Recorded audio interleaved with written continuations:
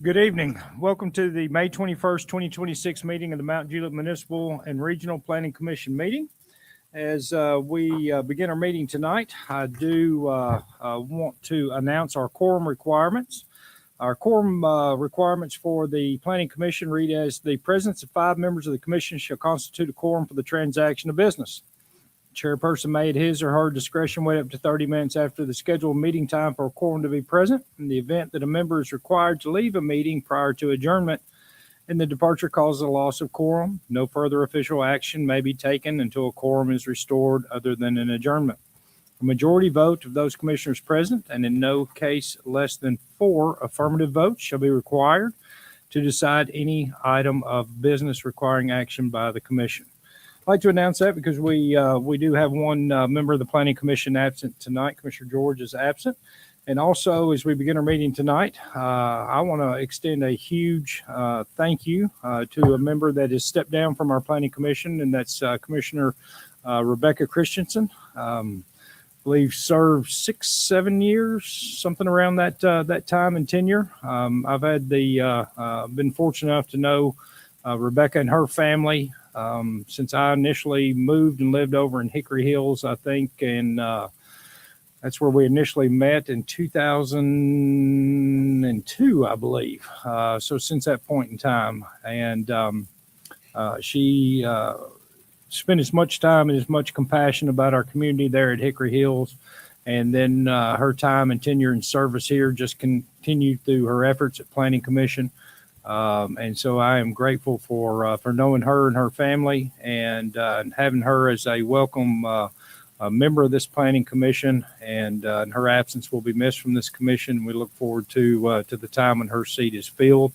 But I do want to extend a large gratitude to Commissioner Christensen for her time and tenure and service to the city of Mount Juliet by being a Planning Commission member. So I do want to make that note. As well, Commissioner Bullman asked me as we began our meeting tonight, he's got something special that he'd like to share as well. So, Commissioner Bullman, the floor is yours, sir. Yeah, thank you, Commissioner Winchester. I want to give a huge shout out to Mount Juliet Police Department, Fire Department, and EMS. I was behind an accident today on Mount Juliet Road at the intersection with West Wilson Middle School, and was first on the scene. And from the time 911 was called, it was maybe 2 minutes for all 3 services to arrive. They very quickly got both drivers checked out and stabilized. One needed ambulance service, so they got her sorted out and got the both cars cleaned up and out of Mount Juliet Road very, very rapidly. So a huge shout out to the coordination and all 3 of those services. Thank you. Wonderful. Thank you. All right. With that being said, our next item up tonight will be to set our agenda. I do have a few or one change to our agenda. That'd be to remove permanently the item known as 12B, which would be a recommendation item back to the BOC. That item read as review the zoning ordinance amendment to Articles 14, site plan expirations. That has been removed indefinitely per the request of staff, so we will not be hearing that item tonight. I'd also like to make a request of the Planning Commission to move item 12A up to be heard immediately after our consent agenda. Our consent agenda is complete with item 7F, I do believe is correct. Yep. Or sorry. Item heard immediately after 6E, which is completion of our consent agenda. So we'll hear 6E, and I'd like to request item 12A to be moved up. We have several members of our staff here tonight that would like to speak during that time, and so I'd like to move that up on our agenda. Any objections to us doing that? Any other changes, amendments to the agenda? We'll hear the agenda as stated. Next item up on our agenda this evening will be our staff reports, and we'll begin with Mr. John Bachman. Thank you. The only thing I was going to mention was that Ms. Christensen had resigned, but you beat me to it. So we got enough to talk about tonight. That's all. Thank you, sir. Todd, taking the Public Works. Yeah, we got a lot of exciting news in public works and engineering, actually, starting with the Central Pike interchange. Got moved up a couple years, so we now expect to break ground in 2029. Additionally, South Mount Juliet Road widening got moved up 1 year, is now expected to start in 2031. We have more construction happening even sooner than that, though. Old Lebanon Dirt Road widening starts June 15th. Intersection work on the other side of Old Lebanon Dirt Road at North Mount Juliet Road is expected to start next week. You can expect a lane closure on North Mount Juliet Road to provide an adequate work zone. They'll be installing a channelization island, which gives pedestrian refuge and makes that right turn easier. Curd Road signal work is currently underway. That's expected to be done in November. And the EQ basin is expected to be completed in October. Wow. Wow. Lots going on. Nothing short to do out there right now. That is wonderful. Thank you guys for all that you do for us. The next item up will be our citizen comments. At this time, we will take citizen comments. Public is welcome and encouraged to make public comment about any item on our agenda. There'll be 2 opportunities for you to make comments. You may speak now, or you may speak when the item is presented to the Planning Commission. We do ask that you limit your comments to 3 minutes or less. And before I call for the citizen comments up there, we do got a full house. If you look around, I think we got every seat taken here tonight. So we do honor your 3 minutes up there as you get going. I keep a little timer up here. So if you see me, just kind of raise my hand here randomly as you're speaking. That is kind of just a signal that to summarize your comments that you have 1 minute left. Do that right about 2 minutes right there. And that's just not that we don't want to hear, but it's kind of focus your comments and let's make sure everybody has the same opportunity to speak when that comes around. So with that being said, I'd like to open the floor, and anyone wishing to address the Planning Commission at this time is welcome and encouraged to do so. And please come to the microphone, state your name and address for the record. See no citizen comments at this time. We will move on to our first item on the agenda. Oh. First. Man, I did. Good evening. I did not want to go first. I know I'm not the only one. But Name and address for the record. Name and address. Okay, I've never addressed City Council before. James Tanner Ploche, 118 Normandy Drive, Mount Juliet. Thank you. Oh man, eloquence and succinctness is not my strength, so bear with me, please. I'm concerned about. I'd like to speak about the rezoning of the property on Chandler Road. I wrote this out, but I'll just try to summarize my thoughts. If you have driven Chandler Road, if you have not, I encourage you to go drive Chandler Road. I call it the curviest road in Tennessee. There's a lot of curvy roads, so I don't know if that'll stand up.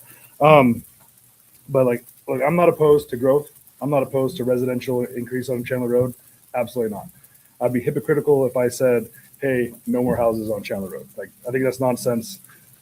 I think construction development is good. When I moved there 10 years ago on Chandler Road, I knew it was just a matter of time before all the land around me was going to be developed. No question in my mind, it was going to be developed. I currently live in RS 15, but as we've talked about, Central Pike is going to be expanded. Old Lebanon Dirt Road is going to be expanded. The number of residences in the area has expanded. Chandler Road does not handle the volume that it has already. I've reached out to MJ Police Department.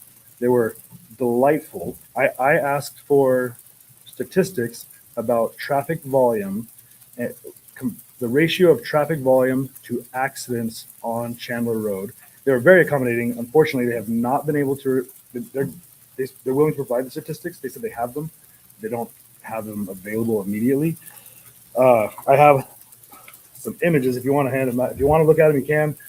Not a lot of information here.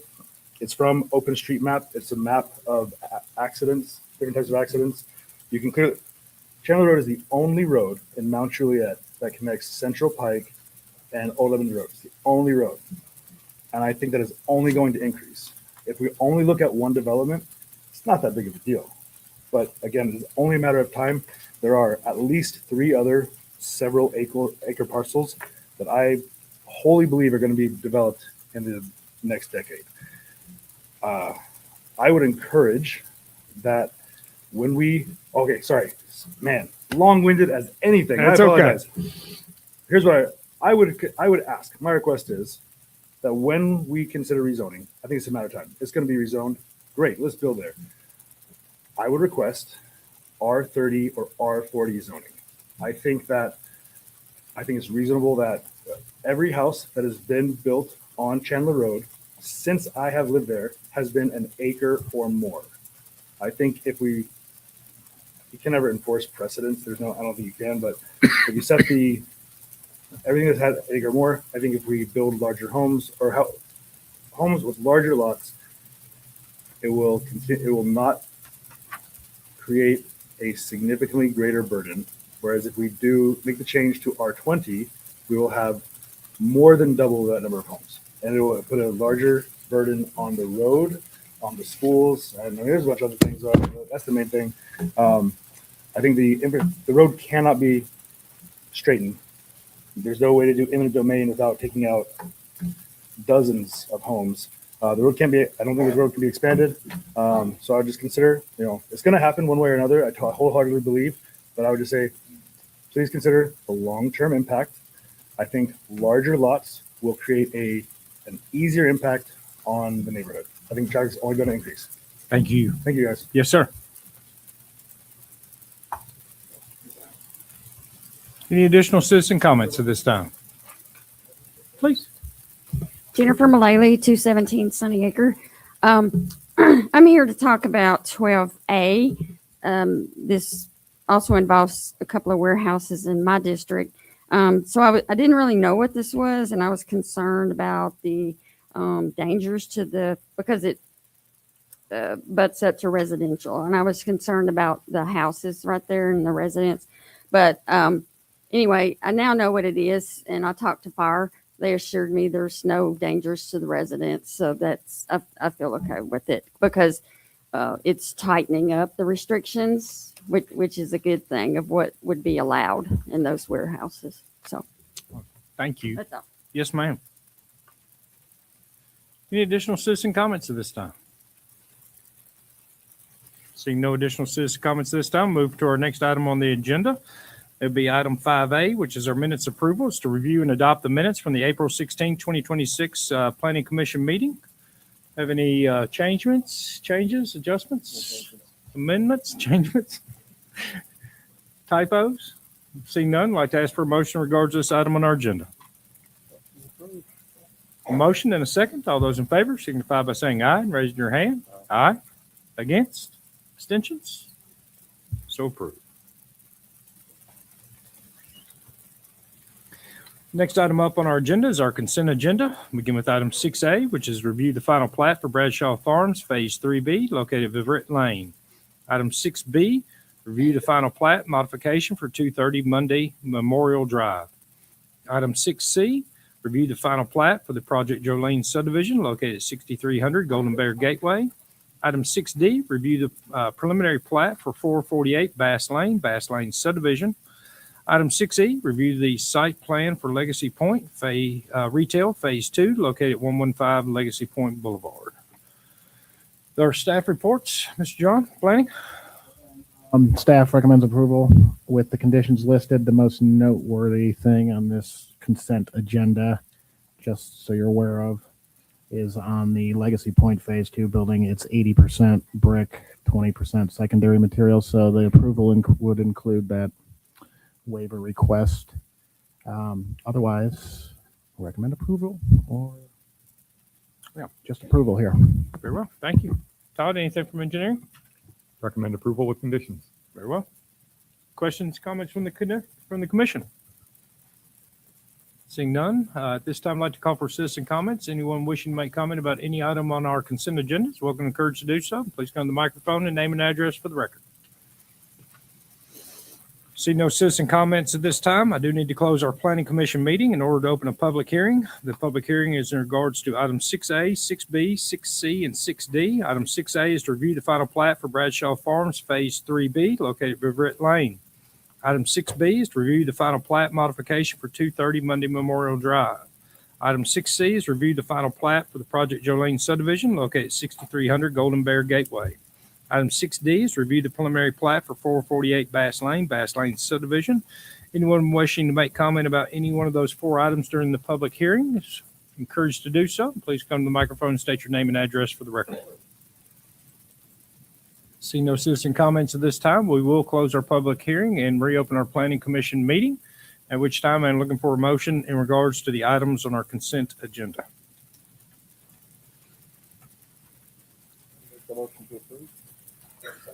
It's a motion and a second. All those in favor signify by saying aye. Raising your hand. Aye. Against? Abstentions? So approved. Next item up on our agenda is item 12A. Item 12A is a recommendation item back to the Board of Commissioners. It is to review the zoning ordinance amendment to Article 7, IR, Industrial Restrictive Districts. Mr. John. Sure thing. That you said most of it right there.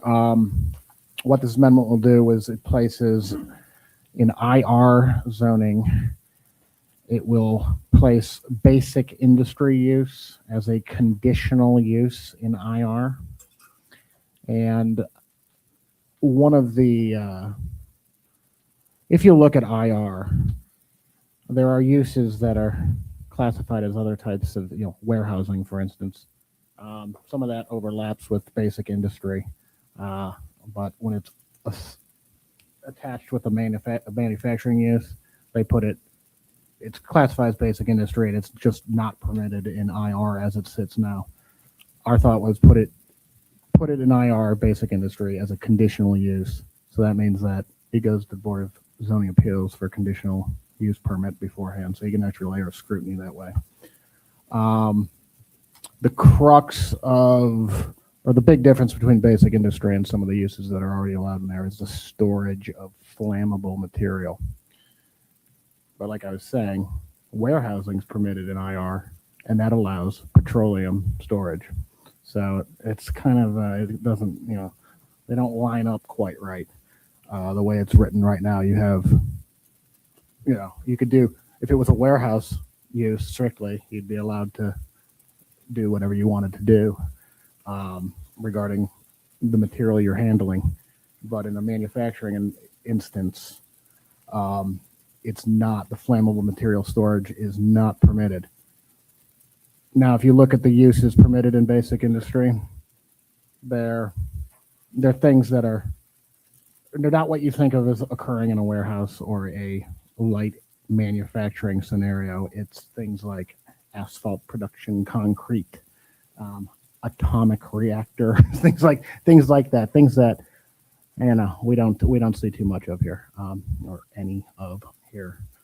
So that's the amendment. It's simply basic industry use conditionally in IR.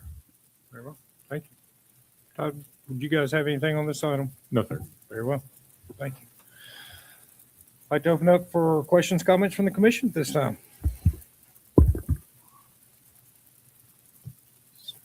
Seeing none, we'll open the floor to citizen comments. If anyone wishes to make comment regarding this item on the agenda, please come to the microphone and name and address for the record. Seeing no citizen comments this time, I'd like to ask for a recommendation in regards to this item on our agenda. The motion for a positive recommendation. I'll second that. It's a motion and a second for a positive recommendation. All those in favor signify by saying aye and raising your hand. Aye. Against? Abstentions? It is a positive recommendation.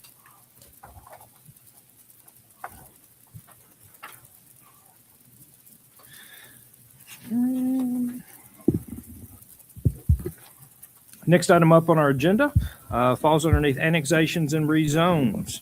On this one right here, I'd like to make a recommendation to the Planning Commission. If it will be, if you all would have any objection to hearing items 7B, or excuse me, 7A, 7B, 7D, and 7E together. That's 4 items together. And then my request to follow that would be to hear items 7C and 7F together. Any objection in us doing so? Very well. Seeing no objection to that, we will be hearing items 7A, 7B, 7D, and 7E together. These are all recommendation items back to the Board of Commissioners. Item 7A is to review the annexation request of the Wall property located at 6386 Central Pike. Item 7B is a recommendation item back to the Board of Commissioners is to review the plan of services for the Wall property located at 6386 Central Pike. Item 7D is a recommendation item back to the Board of Commissioners is to review the annexation request for the Wall property located at 6400 Central Pike. Item 7E is a recommendation item back to the Board of Commissioners is to review the plan of services for the Wall property located at 6400 Central Pike. So we are hearing annexation and plan of services together on 2 concurrent properties is the intent behind combining those together. So begin with planning. Ms. Johnson. Hello. You've seen some recent submittals of similar annexations, rezones along the Central Pike area. This is just consistent with those that we've seen with property owners with the anticipation of the forthcoming Central Pike interchange. They're just getting prepared for possible potential sale. There is no intended change at this time as both properties are single-family residences and they intend on staying there. But they are hoping to go ahead and annex into the city in preparation for that. Both of the parcels are currently in Wilson County's jurisdiction, and both of them are compliant with the regulations for annexed territory within the city limits. So staff does recommend a positive recommendation for the annexation of both of these properties. Very well. Thank you. Todd, anything from engineering on these? No, sir. Very well. Questions, comments from the commission? Please, Commissioner Rass. I just comment that I totally agree. I mean, with the interchange being ramped up, 3 years, all this is coming, and we know it's going to come. And I would expect the rest of the property owners proximate to Pleasant Grove Road, they're all going to come in with the same request soon. That's a good point. Further questions, comments from the commission? This time, I'd like to call for citizen comments in regards to these items on our agenda. Anyone wishing to make comment is welcome and encouraged to do so. Please come to the microphone and state your name and address for the record. See no citizen comments at this time. I do need to close the planning commission meeting in order to open a public hearing. Public hearing is in regards to items 7B and 7E. Item 7B is to review the plan of services for the Wall property located at 6386 Central Pike. Item 7E is to review the plan of services for the Wall property located at 6400 Central Pike. Anyone wishing to make comment during either of those items during the public hearing is welcome and encouraged to do so. Please come to the microphone and state your name and address for the record. Seeing no citizen comments at this time, we'll close our public hearing, reopen our planning commission meeting, and I am looking for a motion in regards to these items on our agenda.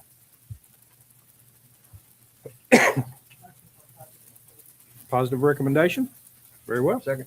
It's a motion and a second for a positive recommendation. All those in favor signify by saying aye and raising your hand. Aye. Against? Abstentions? That is a positive recommendation. Again, there's no objection to the planning commission. I'd like to hear items 7C and 7F together. Seeing no objection to that, we'll hear item 7C, which is a recommendation item back to the Board of Commissioners, is to review the rezone request from Wilson County R1 to CMU for the Wall property located at 6386 Central Pike. Item 6F is a recommendation item back to the Board of Commissioners, is to review the rezone request from Wilson County R1 to CMU for the Wall property located 6400 Central Pike. Back to planning, Ms. Johnson. As noted, again, these both of these properties with the intent to rezone the property from Wilson County R1 to commercial mixed use. They are within the urban growth boundary, and this is consistent. The CMU request is consistent with the future land use plan for that corridor, and that's what's been deemed for adjacent properties that have been recently annexed and rezoned. Very well. Thank you. Todd, anything from engineering? Questions, comments from the commission? Please, Commissioner Franklin. Comment, and I want to thank staff. I think I talked to just about everybody today, and y'all were very helpful. And I was trying to figure out how to put something on the agenda as a planning commission member because I've been in and off the board. I've served almost 10 years, 3 different decades, 3 different mayors. So there's a lot of time I haven't been here, and I don't know how to do it. So they told me how to do it, and John's very helpful about putting this on the agenda next month. And it has to do with trying to figure out whether or not we want mixed use on Central Pike. And the reason that I bring it up is because are we underplaying our hand here? I mean, do we really need to leverage commercial on Central Pike with residential multifamily? And there could be a couple different ways to change this. We could change it by changing the land use plan maybe, or changing CMU and taking multifamily out of CMU. But I think all of us know what's going to happen on Central Pike. Every development we're going to get is going to be a mixed use development. Now, these properties aren't going to qualify. So I'm not sure I'm debating against this rezone, but next month I'd like to have a discussion about this and see what the board thinks, and using the month to think about how to do it, because there's a number of ways we could do it, and it may be that you guys don't want to do it, but if we don't do it, I think you're going to see Central Pike become apartment alley, and there's plenty already over there. So it's just a matter of what this board thinks the city ought to grow like. Interstate commercial is an option. Could change it in a land use plan like that, or we could do a rezone. We could change CMU and take it out. I mean, there's lots of different ways to do it, I suspect. But anyway, I just want to make that comment. I don't know that it really is germane to the voting on this, because this is under the PUD requirements of these 2 properties anyway. They couldn't do multifamily if they tried, but that's my comment. A good heads up to kind of make us aware of a discussion for next month on that. Think about it. Yeah, it's better to get into an offensive position as that's coming online than defensive and create division. I'm not sure we have a lot of time. Yeah, that's true. Alan, good points. Thank you. Any further questions, comments? This time, let's call for citizen comments in regards to these items on the agenda. Anyone wishing to make comments, welcome, encouraged to do so. Please come to the microphone and state your name and address for the record. Seeing no citizen comments at this time, I'd like to open the floor for a recommendation in regards to these items on our agenda. Motion for a positive recommendation. It's a motion. I'll second that. Motion and a second. All those in favor signify by saying aye and raising your hand. Aye. Against? Abstentions? Is a positive recommendation.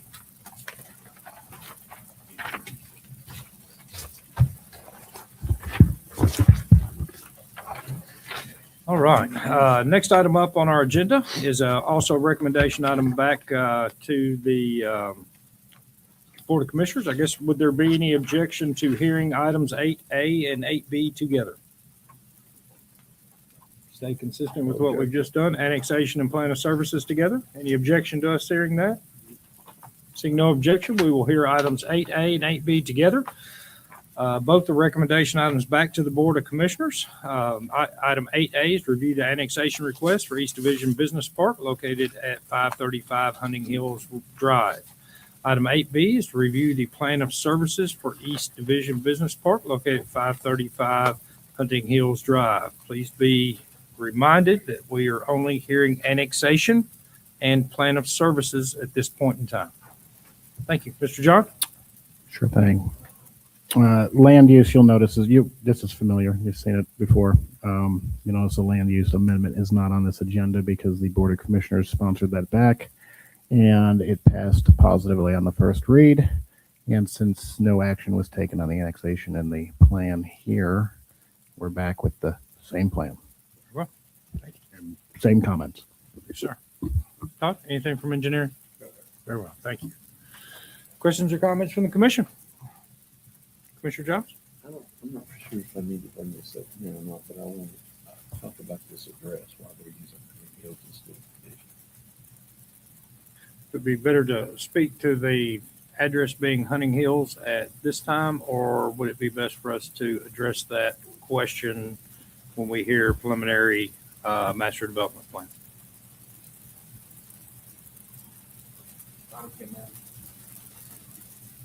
I don't care. I just want to know why they're using that, because correct me if I'm wrong, ingress and egress is all off from Division. It's not anything on Hunting Hills. That's correct. I'm not for sure why it's that way. Good question. I don't know. I would think that, I mean, who would say go down Hunting Hills? People don't want people to go down Hunting Hills to get to this, this office part. I think Burnett it's- may have a comment on that. Please. I just pulled it up on GIS, and the very corner of the property touches Hunting Hills, and that's the 911 address assigned to it. There are other parcels at Front Division. Why that address? Well, if that was the case, and someone obviously they find Hunting Hills, someone may go down Hunting Hills. I mean, I know we're using GPS and it would take you probably there, but I don't know. I would think that whoever owns this would want that on Division Street myself, but now I don't know. It won't remain the address once it develops. There's a bunch of parcels there. Okay. A number of parcels that Well, would you be see why combined. This brings a question. So Good point. Very good point. Somebody start going down Hunting Hill. Yeah. It's gonna be yeah, awful. can you imagine that? Will the mail out for the rezone go all over? I mean, Further, yeah. Any additional questions, comments at this time? This time, I'd like to open the floor for citizen comments regards to annexation and plan of services on these requests. Anyone wishing to make comment at this time is welcome and encouraged to do so. Please come to the microphone and state your name and address for the record. My name is Derek Stoffel. I live at 533 Hunting Hills. We were just talking about, we're right next to where this property is going to be going. Concerned about the traffic coming down Hunting Hills, big 18-wheelers getting lost going down our street. We're also concerned about how close it's going to be to all the houses that are built around there. And the traffic on Division coming with these big trucks out in and out of this warehouse is going to be awful. And also, the same commission 2 months ago unanimously voted this down, and then somehow got sent to the next process, and now it's back here again. So I just don't understand why everybody here voted no, and now we're back here again. So that's what I have to say on that. Thank you. Thank you. Any additional citizen comments at this time? Please, name and address for the record. Question first. Can I speak twice if I want to speak at the next one that you bring up too about the same? Okay. My name is Connie Mitchell. I live at 511 Hunting Hills Drive.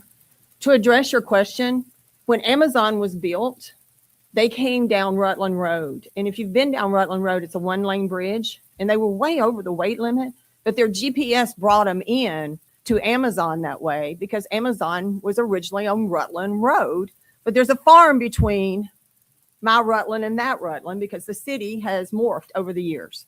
So that isn't a good question that you asked. That definitely needs to be addressed to get our road off any map quest that would happen. But also as a citizen that is on Hunting Hills, I will address some other issues I have when we talk about the next step. But I just wanted to say that is, I don't know if you can remove it from GPS, but as someone who's lived there 42 years and saw tractor trailer trucks stuck on that road, it is a definite thing that needs to be addressed that could be pulled so no one accidentally comes down that road again. Thank you. Comment. Any additional citizen comments at this time? See no additional citizen comments this time. I'd like to ask for a recommendation in regards to these items on our agenda. Oh, yep, correct. Before we make that request out there, do need to close our planning commission meeting in order to open a public hearing. Public hearing is in regards to item 8B, which is a recommendation item back to the Board of Commissioners as to review the plan of services for East Division Business Park located at 535 Hunting Hills Drive. Anyone wishing to make comment during the public hearing is welcome and encouraged to do so. Please come to the microphone and name and address for the record. See no citizen comments at this time. We'll close our public hearing, reopen our planning commission meeting, and at which time I'm looking for a recommendation in regards to these items on our agenda. You sure, man? just for clarifications, what I'm seeing in the plans here, there is no connectivity to Hunting Hills Drive. There's no planned connectivity to Hunting Hills Drive. It's just that it's part of the parcel, correct? There might be a utility connection or something like that, but there's no physical connection at all. Okay. Looking for a recommendation.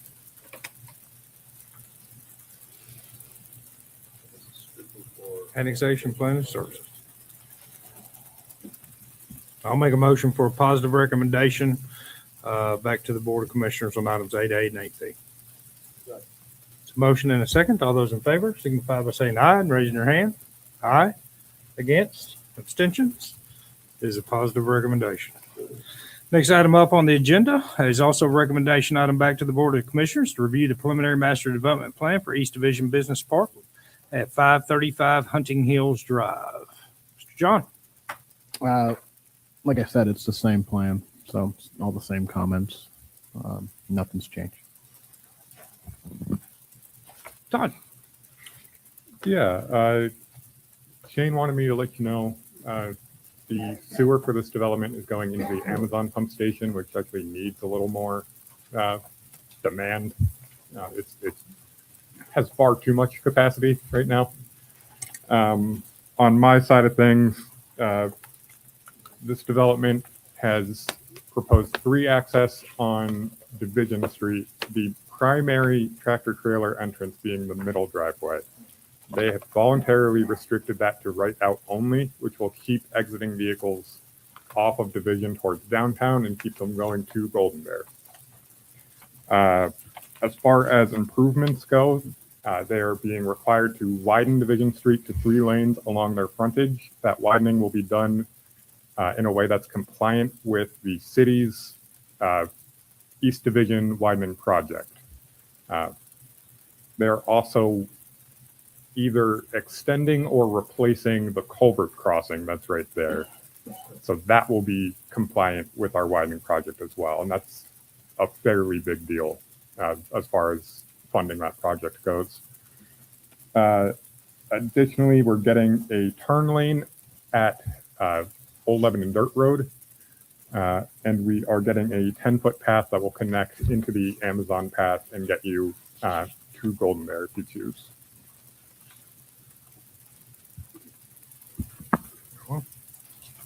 John, you something additional? I should mention the variances requested here since we haven't talked about that actually. You'll see there's only 2 of them, and it's 100% deviation from Brickerstone. And then the other one is 100-foot buffer that industrial is required in all the industrial adjacent to residential. They've got a portion along the south, or rather, we're going to take that back, the west property line, where it is, it's various widths, but it's not 100 feet. So any recommendation would have to include stance on those 2 items. Staff doesn't necessarily support either of them. Like I said, yeah, reduction in the 100-foot buffer for a portion of its required length, and then the deviation from masonry. But it is an industrial building. That's all I wanted to add. Well, thank you. You want first? Yeah, I'll start out. I got a couple questions, comments that I'd like to address, and let's go ahead because I have a feeling some of these are going to go back for representation. So let me go ahead and call for representation to come forward on this project. Well, I'm asking a few things out here. I'm making a few notes here, and this is more back to staff here initially. The detention pond on the south east corner adjacent to Hunting Hills right now, is that a wet pond or is that a dry pond? I believe that's a dry pond, but I'll let Joe speak to it. I think they might be flowing into the stream. Yeah. Name and address for the record. Joe Haddix, Heritage Civil. Good evening. as of right now, I anticipate it to be a dry pond. You'll see some notes in there that are just standard with staff. If at some point it's a wet pond, it gets a fountain, it gets lighted, it gets a fence around it. That's Those where I are was going with it. Already included, yes. Okay, perfect. That's exactly where I was going, because especially with the proximity to residences right there, That's it right. becomes a wet pond. Want to not have that stagnant water sitting right there. Yes, sir. Just a couple other comments that'll go with here, and this kind of addresses Commissioner Giles' concerns. And one of the notes that I had made there, wanting to bring it up, was full abandonment of the access. If there is an access easement on the Hunting Hills Drive, to abandon that access easement right there and give up that. I think that's probably going to happen, pretty easily done there, but that further ensures, and when you give up to GPS or you abandon it, it may help to get you off Google Maps and things like that. Todd, you had a question on that? Just a point of clarification, the PUD process governs all access. So as shown, if this were to pass, they would not be allowed access to Hunting Hills. Their lot itself goes up to Hunting Hills. So short of subdividing that lot off, they are technically going to touch that road. But the reconfiguration of this plat would fully abandon any current easements that go along with either of the plats being combined together.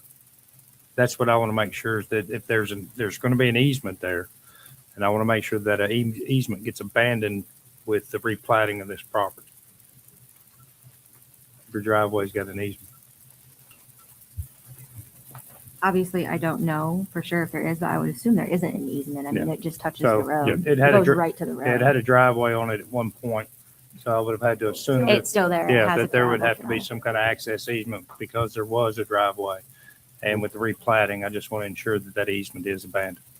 And that should alleviate that comment or that pain that we got with that.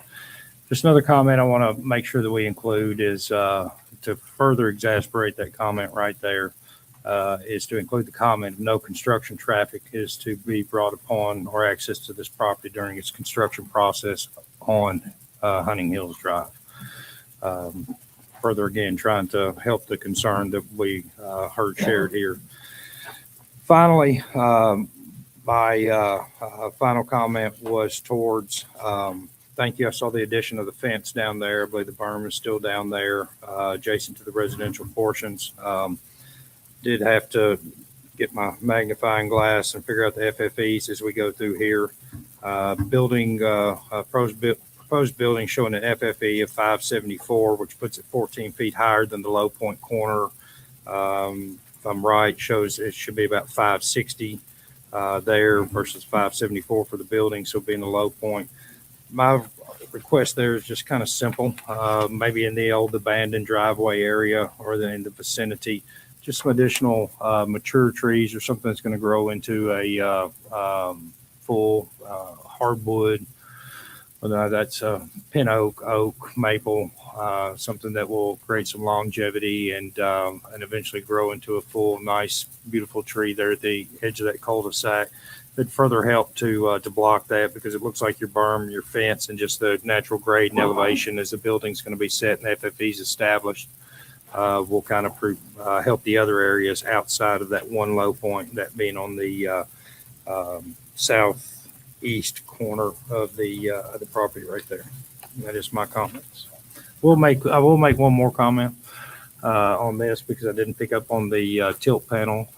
When it comes to these heights and whatnot here, I understand the application and the rationale, and I'm actually, when we get into buildings of this size, more of a fan of a tilt panel style construction. However, I do know that on the tilt panel, you can also put designs in your forms out there. And so what kind of forms are you aware yet? Because I don't know that we got a full elevation of what the panels will be, and just don't want them to be monolithic. I am reminded, as this building sits right there next to it and was insured, that the Amazon building would not have, I forget the technical term, EPIS or whatever it is on it, but it's a lifetime warranty. It's going to always look just like that, and it don't look just like it did when we put it up. So want to ensure that it's not just a monolithic look, because this will be some important frontage for this city in many, many, many years to come. These buildings are being requested to push to the direct front of Division, which is a major corridor, will only become a greater corridor as road improvements are made down through there. So I do want to ensure you're asking for the overall variance of that. I don't mind granting that, but I don't want to see just a rectangle piece of flat concrete. surface. You know what I mean? Because I do know that you can get forms that either have a brick, have some kind of style, some kind of pattern in it, some kind of form, excuse me, that create that texture, that create the look, unless you get right up on the building. Tilt panel construction with these building heights are a much safer application, particularly with the movement of heavy vehicles around them. I used to use the adage of, if I were parked in a parking lot at a building of this height and I thought I was in reverse and I'm in forward and I hit the side of the building, if I hit the side of a building of this height, that brick is going to fall all over me and probably kill me when I hit the side of the building. And chances are it hurts somebody on the inside. If I make that same mistake against a tilt panel construction building, I'm going to bounce off, and the only thing that's harmed is my vehicle and my pride. So just want to make sure that that we also, I like the style construction, but also want to make it aesthetically pleasing. So my request would be towards any, should the tilt panel variance be approved by this body, but the tilt panels include decorative forms within them and applied appropriately. And you may work with staff on that one. Yep. I could address that. Sure, please, please. Real quick, that was part of the variance request, the commitment for the enhanced architectural features. You can see on the elevations, there is some painting, the scoring you're talking about, very similar to what y'all have seen and approved at Point for Nair on the south side of 40 right here, what Panettone's just recently tilted up this week. So we're consistent through the corridor. Thank you. Please. The 100-foot buffer, and you were talking about there may be some variances, but I know that some of the residents who live there have children, and a number of them use that cul-de-sac to play, and that's not far from where they live. Is there anything else we can require concerning their safety in the division part of that, besides just the landscape greenery? Great question. So in addition to the landscaping, which we are showing a denser buffer than what city code would typically require, we do have a graded berm through that area. So very hard to traverse, kind of hides our buildings down below the subdivision. And we've also added a fence based on some feedback we've heard from the neighbors at previous meetings. I think the concern was being able to, not only for the kids to move one way, but also for employees of this facility to be able to kind of walk over the berm. So we've added a fence that would prohibit that. No gates, anything. That's good. I'd like to add that the part of the buffer that they're not asking for a variance on is the 100-foot wide section, is the portion up against the cul-de-sac area of Hunting Hills. The waiver portion is on the other property line. Thank you.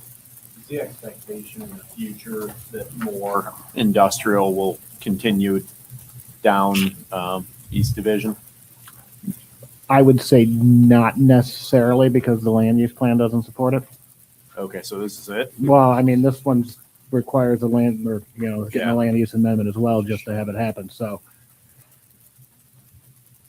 it'd be the same process again, if that were to happen. Commissioner Giles? I don't mean to beat a dead horse. Joe, this address, and John has said that, when the addresses come out, there'll be, I assume you're saying there'll be several, which will be on Division.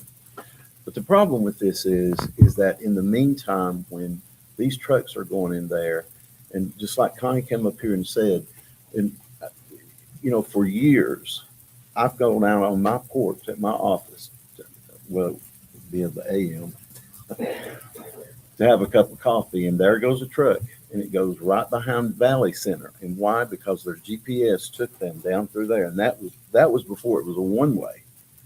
And then they turn on Old Lebanon Dirt Road to go out there to go to Amazon. So if it's not stopped now, if something's not done now, it's going to happen. And the question is, how long will it take until it stops? So my question to you is, what and legal, what can be done now so that it totally gets it off of here and the address is on Division and not on Hunting Hills? Because there's going to be trucks go down Hunting Hills, and it's not right for these people. It's not fair to them. I just don't like it. If I could, Commissioner, you heard John mention that this is a combination of about 7 different pieces of property, one of which has driveway access to Hunting Hills. So as soon as our client would close on all 7 pieces of property, we're going to record a consolidation plat and merge them together, and the Hunting Hills address goes away and they get the Division Street address. Okay. And I will say, I'm not sure where, I think it may just show up in the staff report as the item description. It is not noted as Hunting Hills anywhere in the plan set before you. John Carway. I've had some time to think about this. What you're seeing on the agenda is simply a label that we put on it for our own purpose. We got to call it something. If you look at the plans themselves, there isn't reference to Hunting Hills at all. So what I'm guessing happened is when they applied, for whatever reason, in the application process, they used 535 Hunting Hills. It's just a label at this point. It's not the address that it's going to have. Those lots are going to be consolidated into one lot. It's going to get a different, its frontage is going to be or division, you know. So that will be on the GPS when that occurs. When they consolidate it, it just shows us that right now because the larger lot, flag lot has I don't know if it's still there, but there's a house on it that has driveway access. When they consolidate it, it will have to change. They could have literally just probably applied with a different address, and it would have been that address on this agenda. So, not that I understand what you say. It's not that I don't believe you. Is there anything that we could put on here to assure that exactly what was said and what plans to be done is going to be done? My comment should address that. Okay. Yeah. Carve that acre off. Yeah, my comment of the permanent Okay. abandonment of the easement with the replatting of the property And that's should, going to be on there. Okay. yeah, that should Okay. nix that. All right. And I'll say too, as somebody that works in project management, you do deal with that. And traditionally you run your traffic to where you provide them an address that works for GPS, and it will work on this East Division to track this property. So their project management, as long as they give them an East Division address, should flow that traffic that way. Yeah, and I guarantee we will hurry of it, and we're gonna have a condition with no construction traffic, so we give our ability to find the project. Commissioner Rast, please. Question and a comment. First question is, some of your grading goes beyond the western property line. Is that something you've got to have an agreement with that property? We do as part of the purchase agreement for a grading easement in lieu of purchasing additional property. Okay. And my comment is that landscape buffer next to that residential property to the west. It's varying. How thin does it get? It's approximately 15 to 20 feet wide. If any of y'all have driven down Division Street in the past week, you've seen Jones Brothers actually actively grading on those parcels, working towards our project boundary. So it's going to be graded by the time we start our project. In reality, Shows the owner being a Myers is. yeah. Is that And then one of the the Bradshaw participants Farms. is that one of the participants in the sale of this overall property? Or are they Yes. just, so she's a member of the family that's actually selling the property Yes. to this part of, so she's, They're fully aware of the reduced buffer requirement. All the adjacent owners to the west, Aware and probably don't really mind. no concerns. questions, comments from the commission? Okay. Commissioner Comer? Yes. Very well. Thank you. Thank you. Seeing no additional questions or comments this time, we're going to open the floor for citizen comments. Anyone wishing to make comment at this time in regards to this item on the agenda is welcome, encouraged to do so. Name and address for the record. Just don't forget, if we hit that 3 minutes, I'm waving at you All up here. right, Just that's try to fine. summarize those comments for me because I hate that gavel. So please, floor is yours. All right. My name is Amanda Kerr, and I live at 534 Hunting Hills. I appreciate a lot of what you guys have already said about the property and protecting the cul-de-sac. We are some of those young kids, and they're in here today because they do love playing in the cul-de-sac. It's peaceful down there, somewhat peaceful. These more and more warehouses are coming in. It's noisy. There's a lot of light. So I really am concerned about this buffer, even 100 feet. I live at 535, so I'm next to kind of, I would call Amazon and Medline. It's a pretty large buffer between me and those buildings and a very high berm, I'd say over 100 feet tall. And a lot of trees went in between us. I have not seen this new plan that includes a fence that's going to go in. I'd ask that it be similar to the fence that's currently by my property. And 100 feet is really close, and it's really close to that cul-de-sac. So I'm concerned about safety, people coming in and out of those warehouses, the noise of more trucks coming into the neighborhood. It's just 100 feet seems really close to our properties. And, you know, we just want to make sure our kids stay safe and nobody can leave. I know he's saying there's a berm and you could not get over it. Our fence is just a three thing fence. You could just crawl through it. I mean, our kids play on it. So I just would like to see the warehouses pushed back even further. I'd love more of a buffer between us and it higher berm. I don't want to see it. I mean, if I don't have to see it, I'd love to not see it. But we still see the lights. So that's what I'm asking for, and just minimal traffic, keep the traffic off the road. I can't stop all the noise. And when they start building, are we going to get warned about blasting? We're right there. If there's any construction or anything that's going to happen, I'm concerned our house is going to be disrupted. Brand new house. We've lived there a year. So that's my comment. I will address one, if I'm not mistaken, and staff, please correct me if I'm wrong. The proposed fence is an 8-foot tall vinyl privacy fence, so no penetrations between. It's black in color, is what it is. So basically, hopefully a no maintenance fence. That's what's being proposed before us today. Commissioner Giles, you may be able to speak about our blasting ordinance, but I know the BOC recently amended our blasting ordinance, probably one of the most stringent in Middle Tennessee as far as notifications or whatnot. Is that Something's right? shaking my house about 4 times a day. So something today right now around us is shaking our house. So we can't comply, but we've got, Brent is back here. He might want to come up and explain that. On the blasting? Yeah. He's still here? Brent Brumman, is he not here? No, I think that. He was here. Yeah, please, Sam. The city can't regulate blasting at all. It's all Okay. regulated by the State law. state, period. So regulated by state law. Do you know what their notification process is? Just so we can, I don't not know. 100%. I believe Commissioner Giles, you might know, didn't we just recently put some information out about that? It's on the website. It is, okay. It's on the website, and to get back to your question, and I don't remember if that's when I was here or not, or if we it's while I tried. was gone the 4 years, but we did change that, and we did make the developers comply, and then the state came against us and sent us and said, you cannot do that. Correct. So our hands were tied, and they are tied, so it is a state regulated compliance. 100 feet from our house is going to be pretty darn close. Yeah. For some of that. So But it's on the website that Okay. gives you, and it gives you a phone number, and it gives you a website that you can go to. Okay. And you can make a complaint.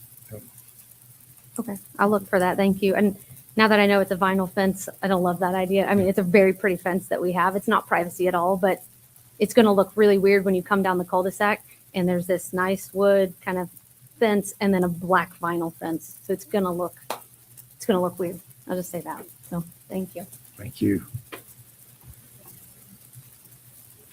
Any additional citizen comments at this time? Please. My name is Connie Mitchell. I live at 511 Hunting Hills. Been there a long time.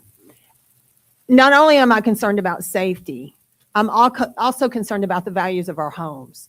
And I'm not against, I think they've done a great job on presenting and trying to help meet our needs.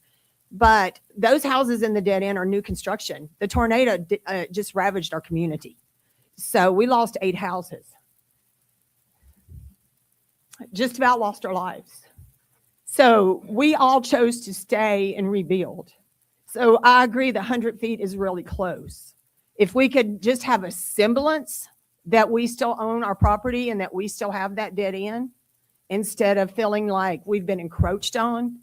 I hate to say this, but if they could back it up more, they're building on Division. So there's no reason that they need to even hopefully encroach that close to us. So I'm asking that we could have, I'm asking for 300 feet. So 100 yards, something that's longer, something that gives us a little more view that we still live in the country and that we still are part of Mount Juliet and not part of Nashville. So thank you. Thank you. Derek Stoffel, 533 Hunting Hills. I just want to add to, if they, talking about the 18-wheelers like coming down Hunting Hills, is if they're going to do all this, we add some speed bumps maybe on the street too, just to keep it, well, if they do, you know, just for safety for the kids. Thank you. Thank you. Further questions or comments? Please, Commissioner Bowman. I've seen a huge gap between buildings. I'm just curious why those buildings toward the south weren't pushed up closer to the buildings in the north. Joe, do you want to speak to that, please? Yeah, I mean, if I see there is some slope there, and You just mentioned it. There is some slope to minimize grading that we're going to have to do to achieve the site. Step in the buildings helps with our overall cut fill, which leads to less blasting and so forth. so the buildings toward the south are going to be higher elevation than the ones toward the north. Slightly. Slightly. Yes. All right. Just to reassure the folks that live on that area, what's the overall topography and planting of that rear 100-foot buffer? Will there be plants on both sides of the fence so that it's mostly Correct. Eventually hidden within the 5 to 8 year time frame? Correct.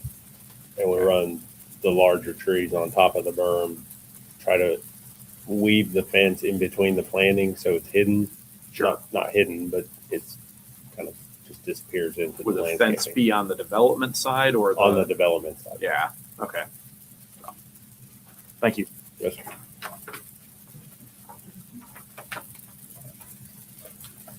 Further questions or comments?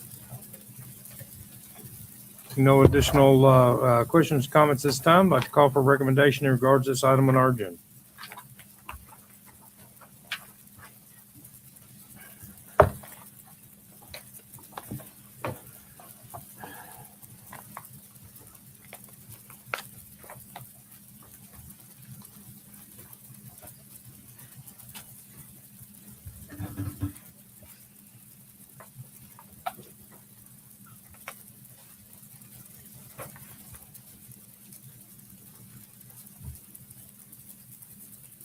I'll frame my positive recommendation this way. It's still got to go before council. They got to hear it. They're going to hear from these people as well. So I'll move for a positive recommendation. Subject to staff comments.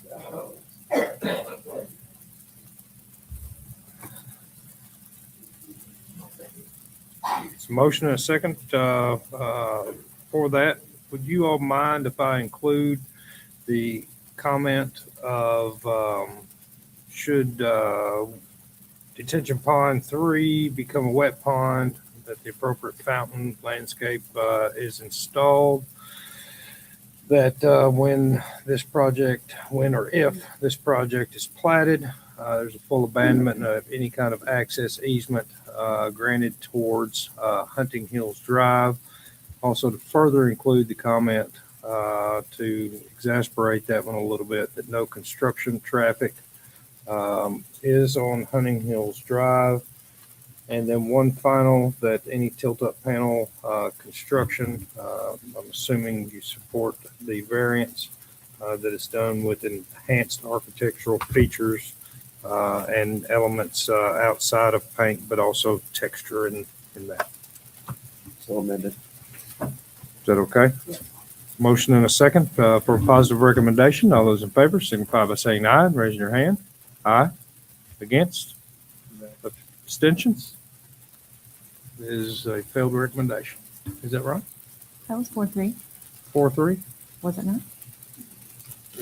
Yeah. Yeah. 4 will get you. Very well. That is a positive recommendation. Next item up on our agenda is also a recommendation item back to the Board of Commissioners. Review the annexation request for Emerson Park located off Chandler Road. Mr. John.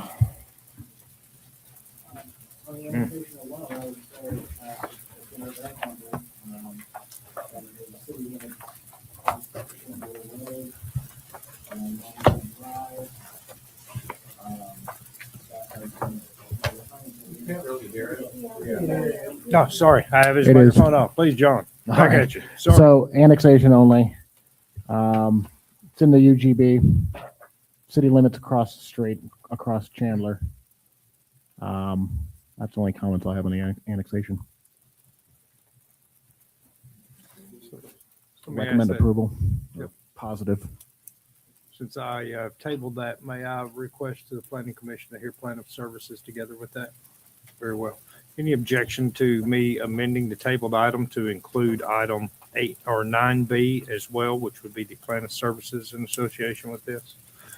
Seeing no objection to that, I'm going to amend the item on the floor to include item 9B. So we are hearing both the recommendation items back to the Board of Commissioners.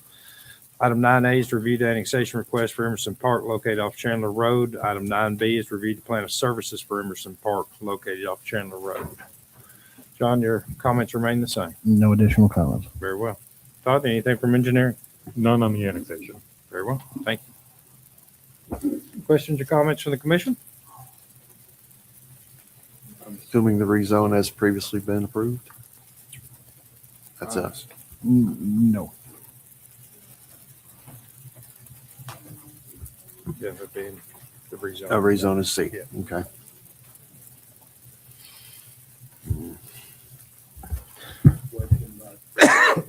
Excuse me. Yes, sir. Simple annexation approval, it automatically comes in as R1 still. Is that correct? RS40. RS40, I'm sorry. I guess one quick question on this, because this one is located away. We can supply and provide sewer, adequate water pressure and ambulatory and police services to a parcel. We technically can't speak on water, but yes, we can provide a lot of sewer. Further questions, comments? Seeing none at this time, I'd like to ask for citizen comments in regards to this item on the agenda. Anyone wishing to make comment, welcome, encouraged to do so. Please come to the microphone, name and address for the record. Stephen Bowman, 1422 Chandler Road. I'm actually representing about 9 people here. I don't know if I can get in a little extra time, and I have submissions in on this. Appreciate the time to speak here. A couple points on this is the sewer availability that was mentioned. It is only allowed for 28 lots, and there's 29 lots on the property itself. There are numerous requests for waivers. It's a 14.5 acre parcel. The setbacks are reduced from 20 feet to 7.5 feet. That's a 62% reduction, and it's listed as RS20 right now. I thought I heard you say RS40. But also the building facade was reduced from 70% brick and stone with 30% fiber and cement board.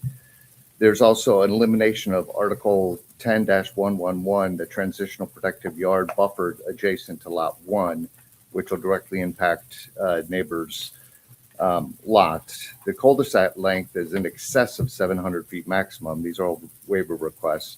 And the internal street is to be a private gated street. the buffer, buffer adjacent to Lot 1 externalizes impact on it. The Karsten geological survey should be studied before and not after. I actually have a submittal here where there's photographic proof of the property that I live on, that there is a resurgent spring located in the middle of the property that is being developed.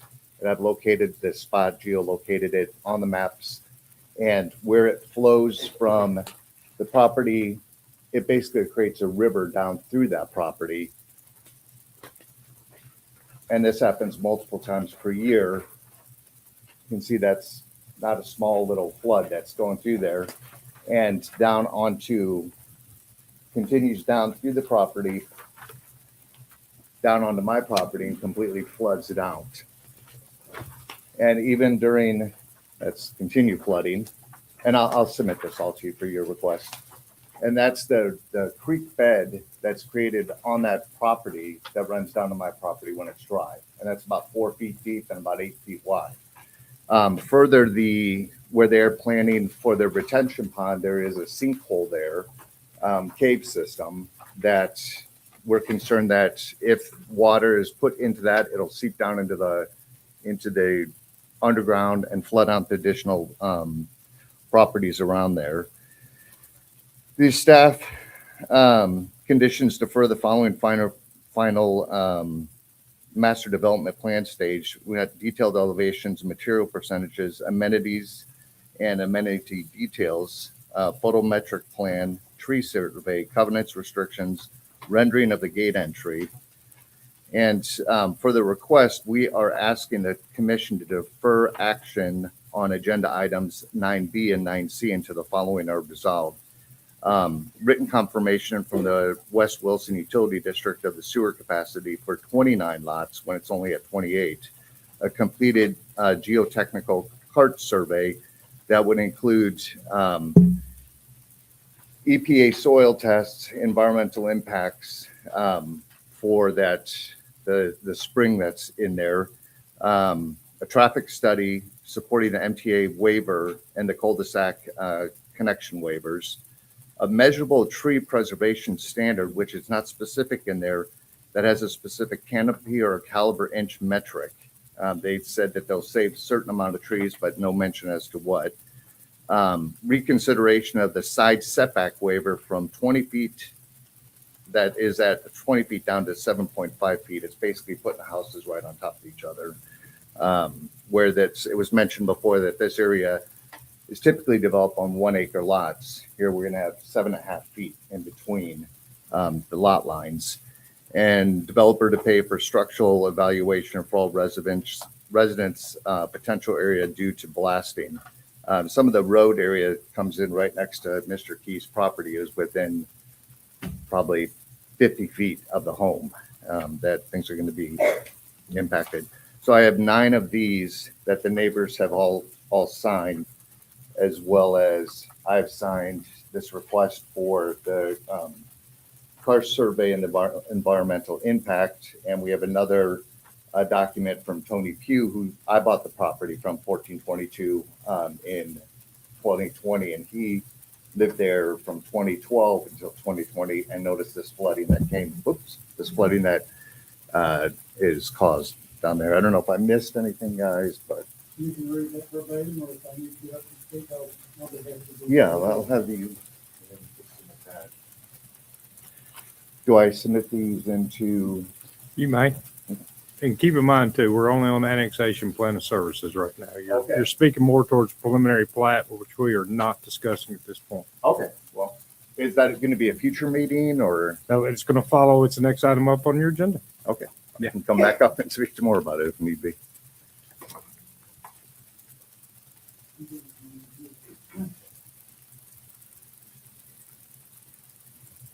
Good evening. Kenneth Powers, 977 Chandler Road. I have mirror some of the concerns that were previously mentioned, but my overriding concern from my property is the traffic. And the traffic, the way that those roads are constructed, I just have a lot of concerns about the increase in traffic. And I understand, as everyone knows, I am a developer in Mount Juliet, and I understand that growth is coming, it's here. But I just think there's probably a constructive engagement that we all can work on, the residents and the people that are affected by this development in a positive way that's productive for everyone. So my thing is traffic, and I'm like to talk to staff about traffic out there and what's looked at, how it's scored, and all of that. And on a side note, I just wanted to tell everyone, Starbucks opens June 15th at City Station. Thank you. Any additional questions or comments right now during annexation and plan of services? That is all we're talking about right now. Right, understood. Tony Pugh, 1420 Chandler Road. I just wrote this up, but I'll go ahead and read it. So I once owned and sold 1422 to Mr. Bowman, and on that property we're currently discussing for annexation, there is what's known as a resurgence.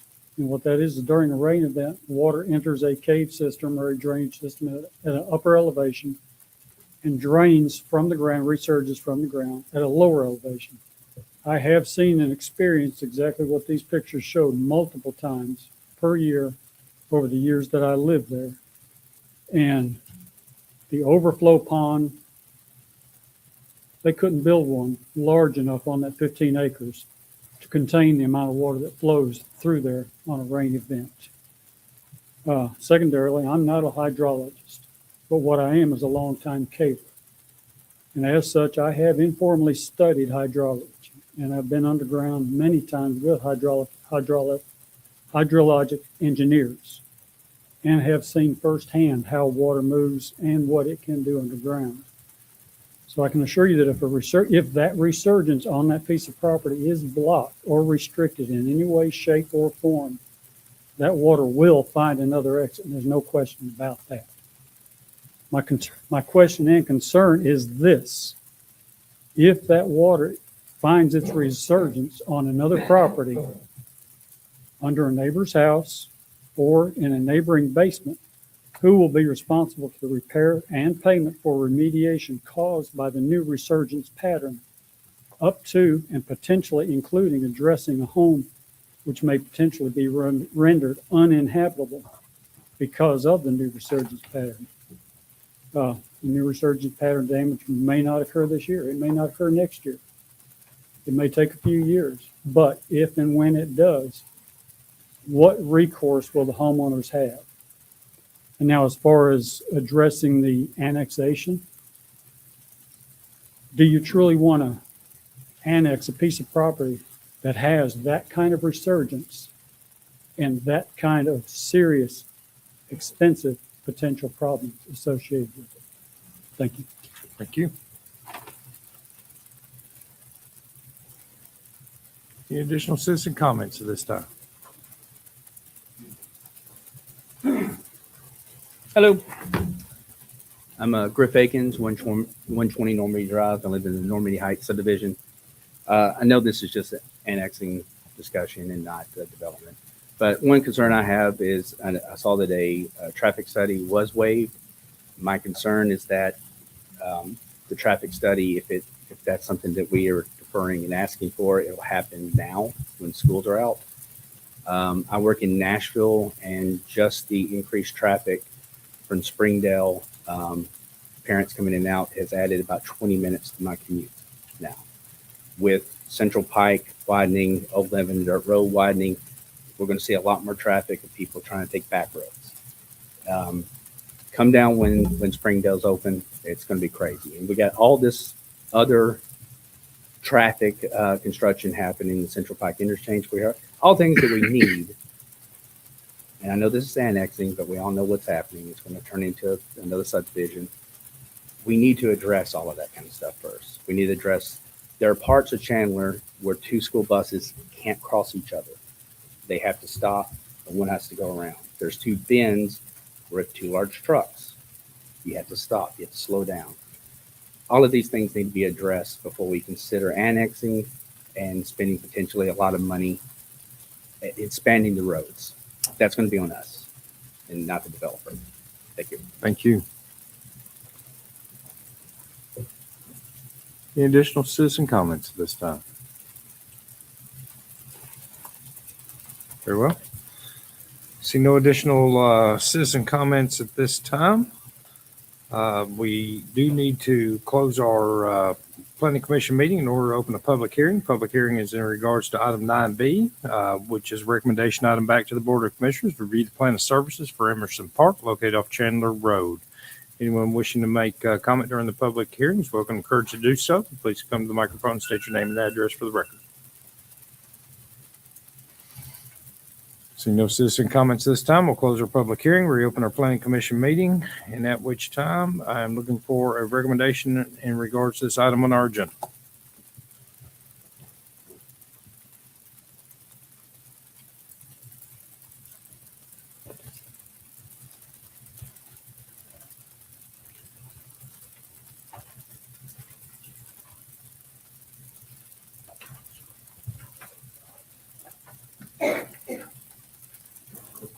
Please. One of the speakers mentioned the difference between 28 homes versus 29 homes for sewer. Are we accurate on that, that sewer can support this? Just wanted clarity on that. I believe there's a little bit of wiggle room in the sewer availability where the one extra unit did not change the determination at all. Tim is here. Tim Porkham is here if we have super specific sewer questions, but Shane did review that and he did not determine it should be a problem. Are we tight in that part of town with all the new developments going on Old Lemon Dirt Road? I'm be honest, I don't know. No, fair enough. I see. I see him back there shaking his head. Now we're good? Okay. Just want to understand that piece. Thank you.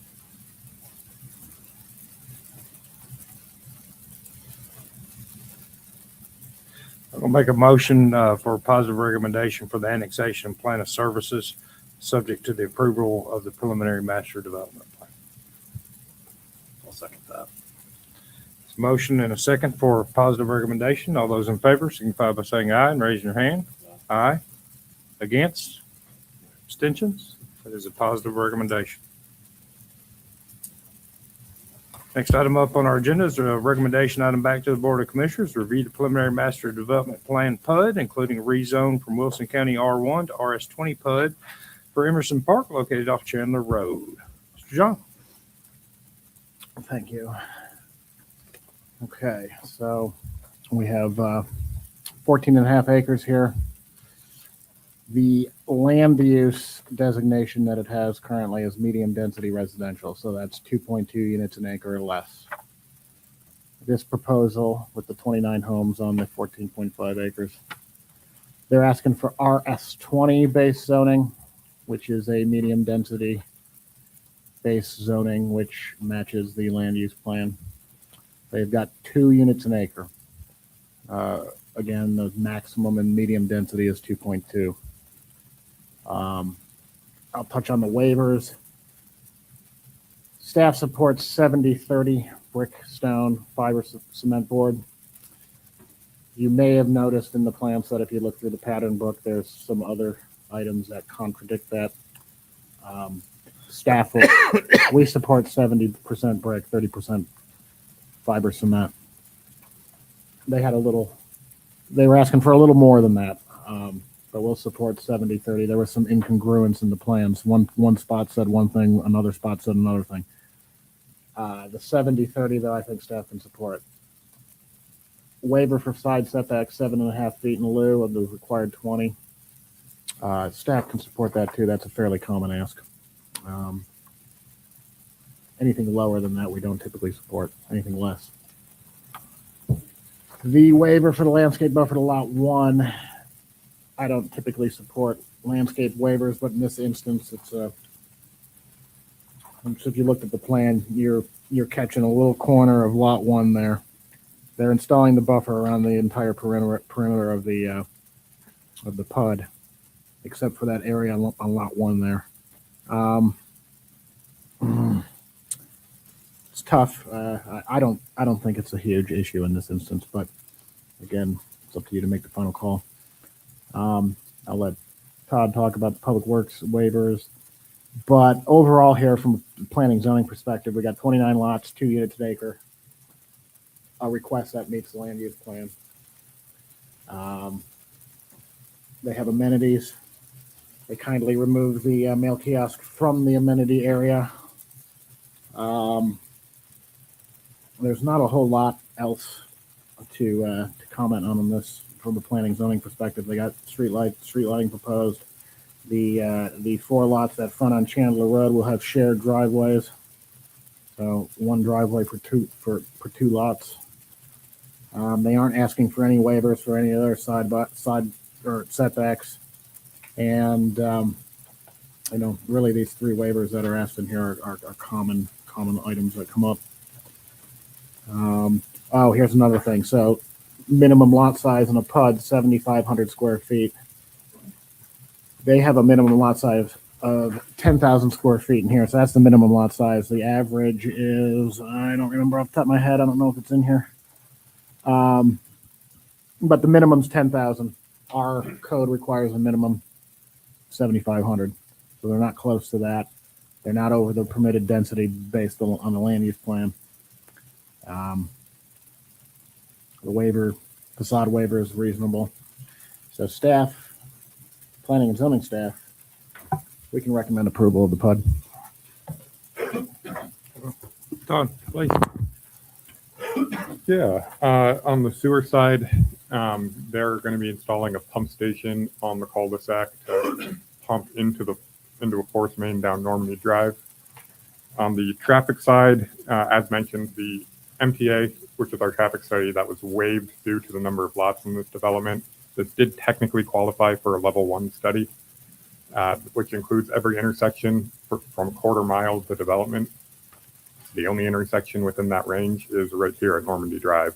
So it was my opinion, based on the crash review, the site distance analysis, and the projected volumes, that the only thing that was going to be warranted was a left turn lane into the site, which has been conditioned on them.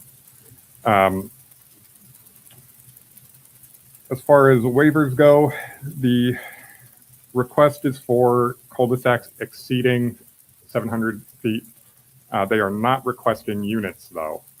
They have hit their maximum number of units on the cul-de-sac, which is why we have the 4 fronting Chandler Drive.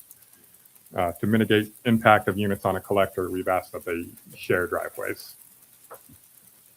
And this development actually does remind me a lot of Rosemont. If you recall, there's a connection that was called for with that development that the property owner didn't want to make. So instead of forcing that connection, our trade-off was, well, your cul-de-sac that's not serving the rest of Mount Juliet, that's going to be a private street. So staff is the one requesting that this street be private, in lieu of our future transportation plan, which has it connecting to some extension of John Hager that may or may not happen. So staff recommends approval with conditions. Questions, comments from the commission? Please, Commissioner Rass. Apparently I'm vocal tonight. I know we do it all the time and we've done it a lot, but 7.5 feet, I mean, if your neighbor needs a roll of toilet paper, you can just reach over and grab it from them and hand it to you. Not a fan of these types of subdivisions. It doesn't fit the characteristics of the neighbor. I mean, the other neighbors, much larger lots, but even down Norm, they're very close, very, very close. The other part is, to get out of the minimum number or maximum number of lots in a cul-de-sac, they put 4 of their homes that within the development that has a private street. They put 4 developments on Chandler, and they do shared drives. That's nothing of the characteristics of what we do. I know that's something that you worked with the developer on, but that just seems silly. I agree with you on that, very much so. I'm looking at the space between them, as you mentioned, and then we talked about the buffer area, not having enough space there to adequately separate that from the other lots. So I would be concerned about that whole front section there and how jammed up that section is. In fact, we're probably looking at $750,000 plus homes, and they're gonna have a shared driveway. I'd probably rather grant a variance and have the Malley load than, I'd rather do away with those 4 lots. yeah, that'd be even That better. would be my preference, do away with those 4 lots. If it's a private development. Does the cul-de-sac length actually apply anyway?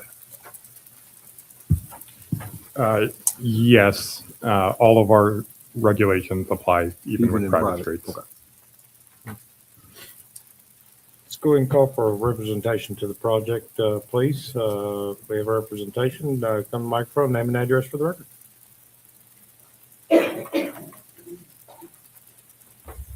Good evening, Rob Molson, SEC, 850 Middle Tennessee Boulevard, Murfreesboro, Tennessee. I'm here to answer any questions you all might have in regards to this project. And Here's my most concerning thing out there. I don't even know, do we require geotech on one of this size? So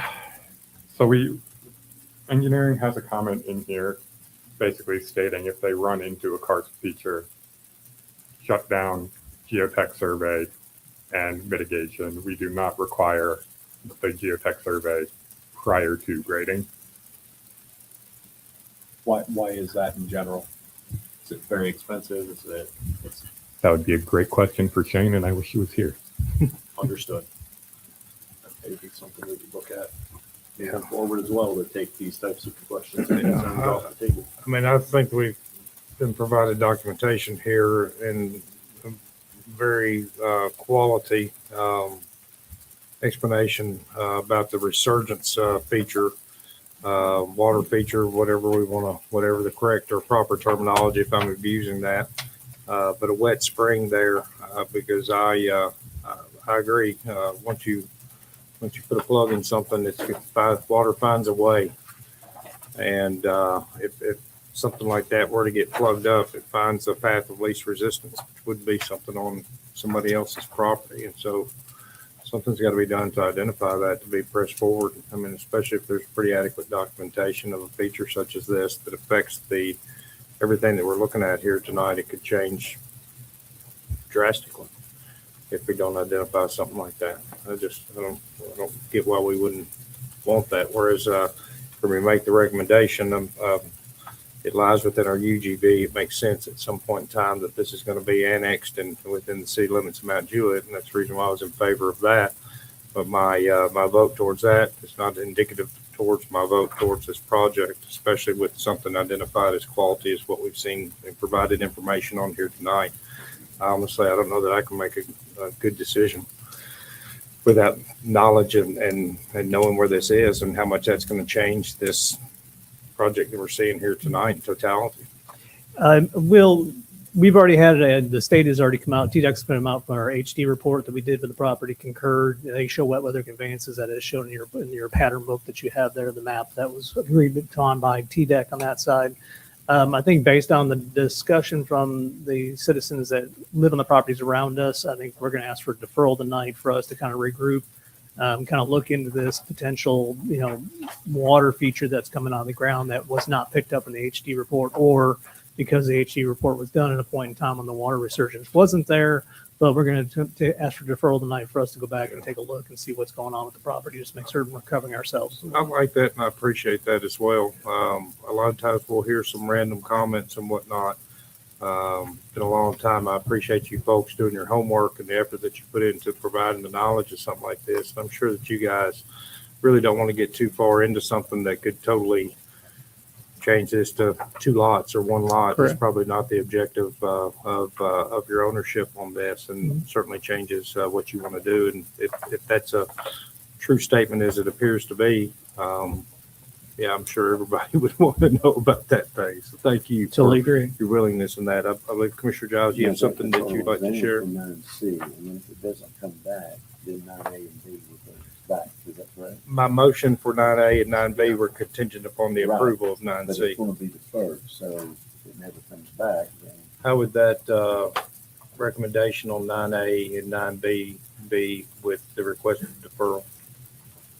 Because that would still move to the BOC, is that correct? For-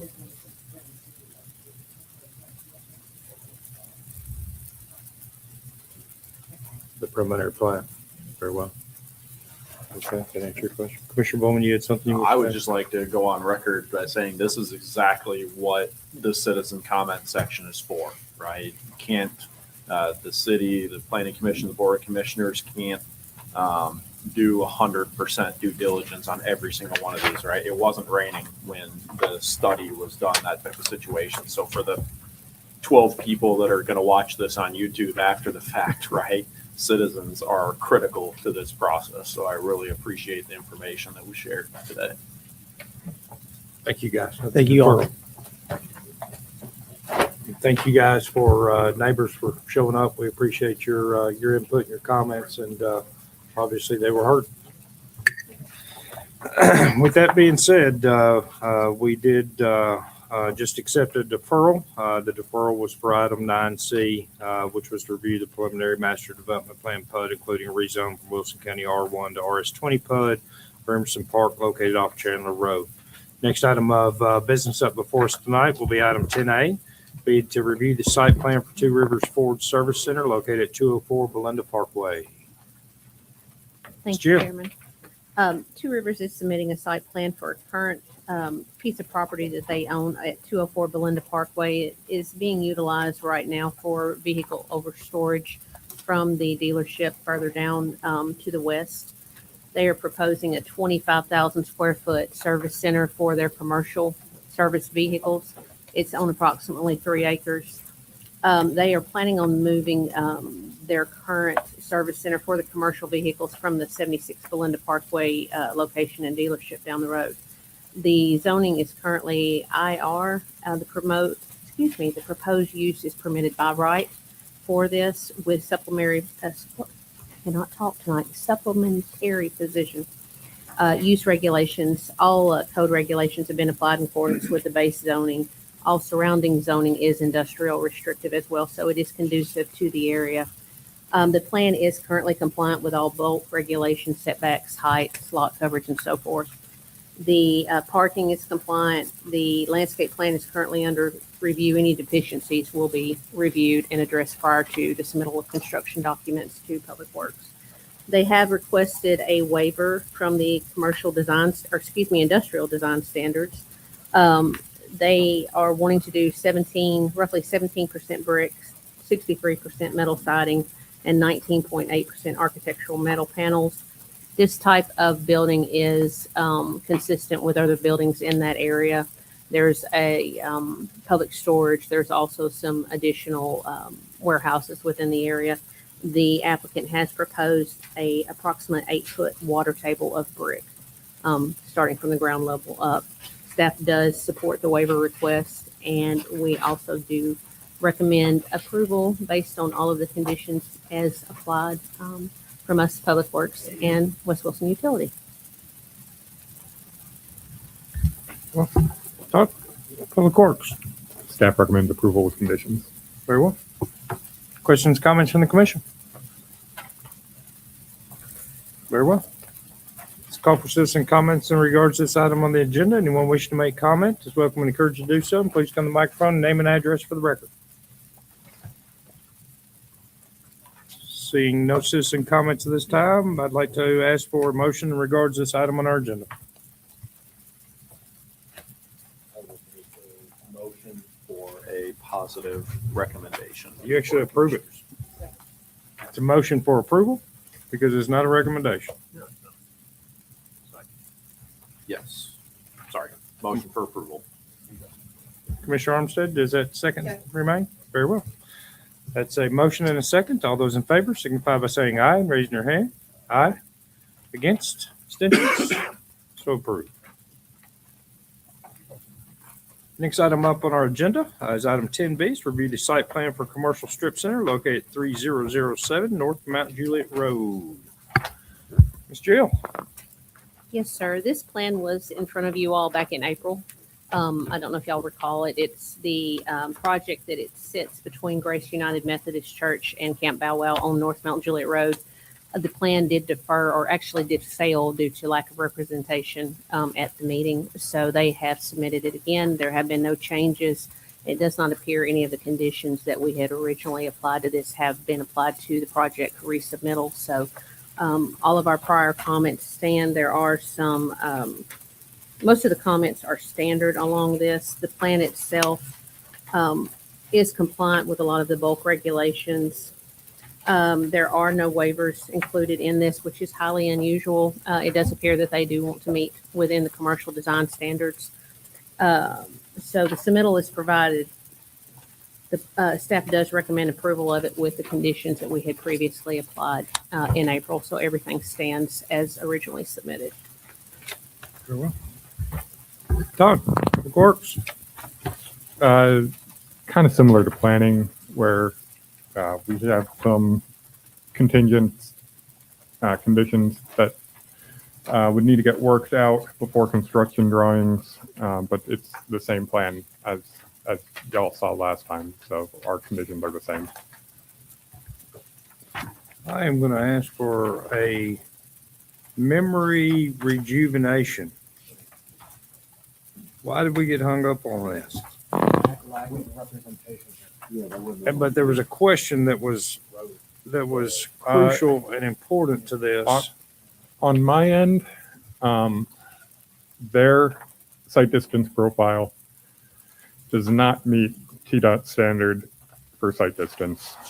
As such, they would not be able to get a TDOT permit for their driveway in the location as shown. Now, their representation in our discussions insists that that's an error in their information, right? They didn't have a survey of the road. They were going to get a survey, and if that showed that site distance was adequate, perfect. The driveway goes where it's approved. If not, that driveway moves to the crest of the hill, which could have triggered a site plan modification because now your truck turning template is going to be drastically different, potentially even splitting it into, say, a 2-building site plan. I believe there was also some contingencies with their sewer routing where they were easements not yet acquired, where Shane had those being conditioned to be submitted prior to construction drawings as well.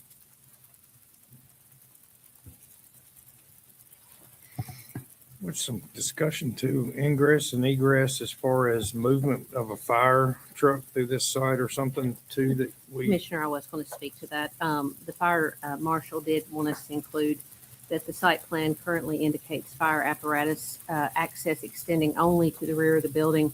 It's preferred that the fire department access provides a continuous 360-degree drive around the entire building to allow for adequate emergency vehicle access to all sides of the structure.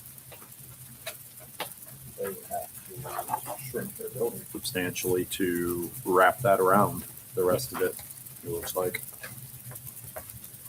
Chairman. Please, Commissioner Frank. One of my main concerns, and it come up, I think we touched on it, is let's hope this is very successful. and they run out of parking, because one really good restaurant in Mount Juliet can run something like this right out of parking. And if it did happen, you'd almost have to turn around, come back out, and then you'd have to decide whether or not you want to try it again, see if anybody left. And if it's at night, then you got people walking out of the parking lot trying to get in the place. It just seemed to me that the circulation design of this thing, it's kind of dangerous in a way, especially if it's successful. If it fails, it won't be a problem. But I guess everybody hopes it passes. You know, it does real well, and most things in Mount Juliet do well. So that's a major concern of mine. And if they did circle the building, like I guess our fire marshal would prefer, that would solve that big problem that I have with it. Let's call for representation on this project. Come to the microphone, please. Name and address for the record.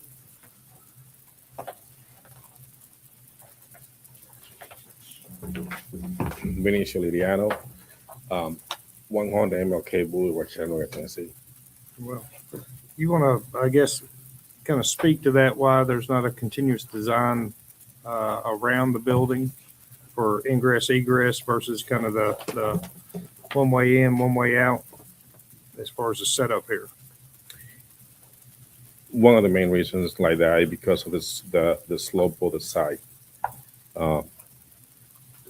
If you see the site plan, by trying to do that, right now we got a retaining wall about 6 feet, and then by doing that, we're not gonna have enough burn to put a sidewalk and go around the building if we do that.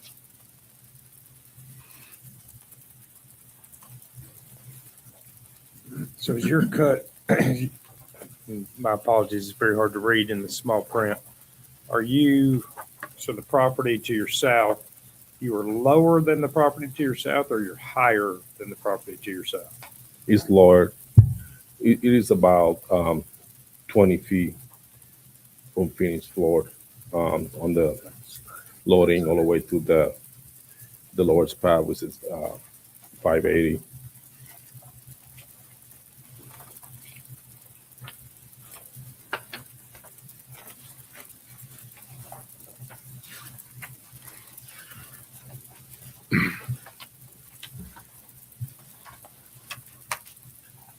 Looks like at this time you've got probably 3 tenants in here. Yeah, it just, It's gonna be a mixed use. We're gonna have, probably the south is lower. Considerably.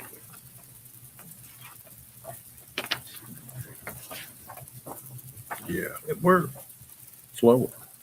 so this isn't, apologies, I just can't They're determine. up against terrain. Contours, let me see this, John.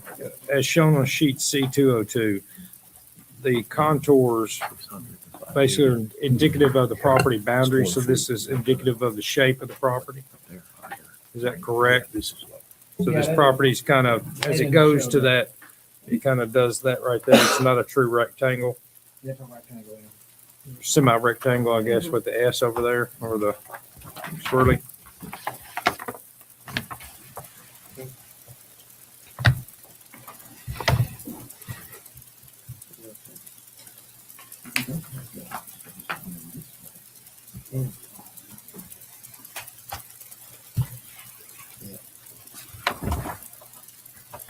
Yeah, I'll say I personally don't want to say no to your project. I like the location, like what you're trying to do here.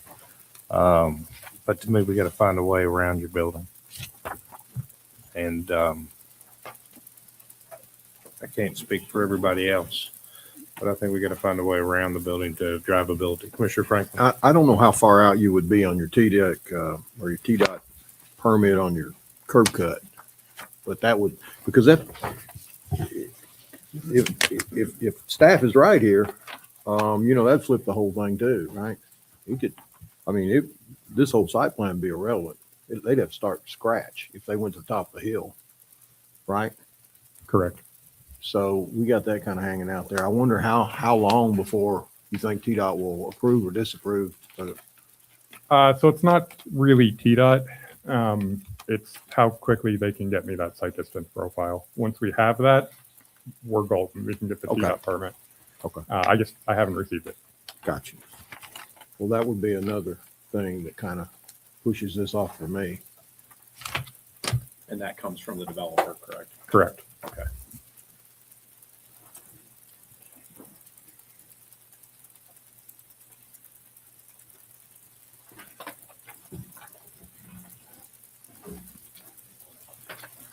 mean, I don't know what the will of the body may be or what your will may be as your ownership over here, but I don't feel like I've got something before me that I can make an adequate decision upon tonight. Wait, let them finish their sidebar. I was looking at the flow of 18-wheelers for loading and unloading. That's, yeah. And is that what you were getting ready to say? No, but you're right. They could shorten the building and be able to go around it, and that would take care of the fire marshals. Concerns. Yeah, and it would also take care of the loading and unloading, because they could go that way if they had to, or even come back that way. The building could just be made, you I know. didn't see how an 18-wheeler was going to get in there and back and on one of the flows. Because even where the driveway is, if that building was shorter, they could go this way, see? I mean, they would lose half of the side, basically. Because it's 25 feet wide, and then they've got some, so you could take the asphalt right on up to the line, basically, the curb, so they would have room. It would just make one of these. They'd lose again, pretty much. Anything you wish to share? Any other comments from you guys? You asking me? I'm sorry. Please, yes, sir. I guess what I was just saying, you guys were having a sidebar over here.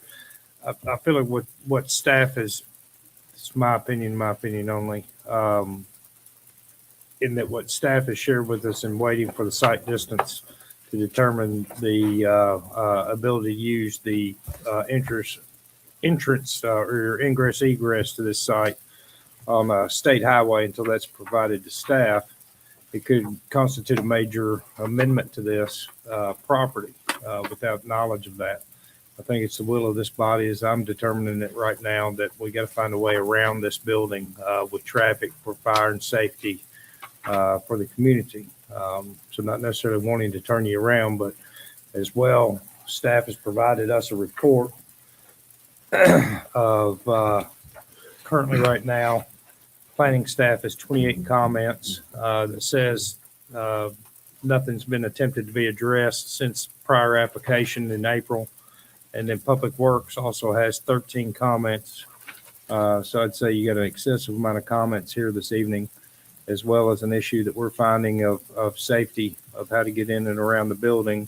Then a third comment being the site triangle that needs to be provided to staff to make sure that your TDOT entrance will work.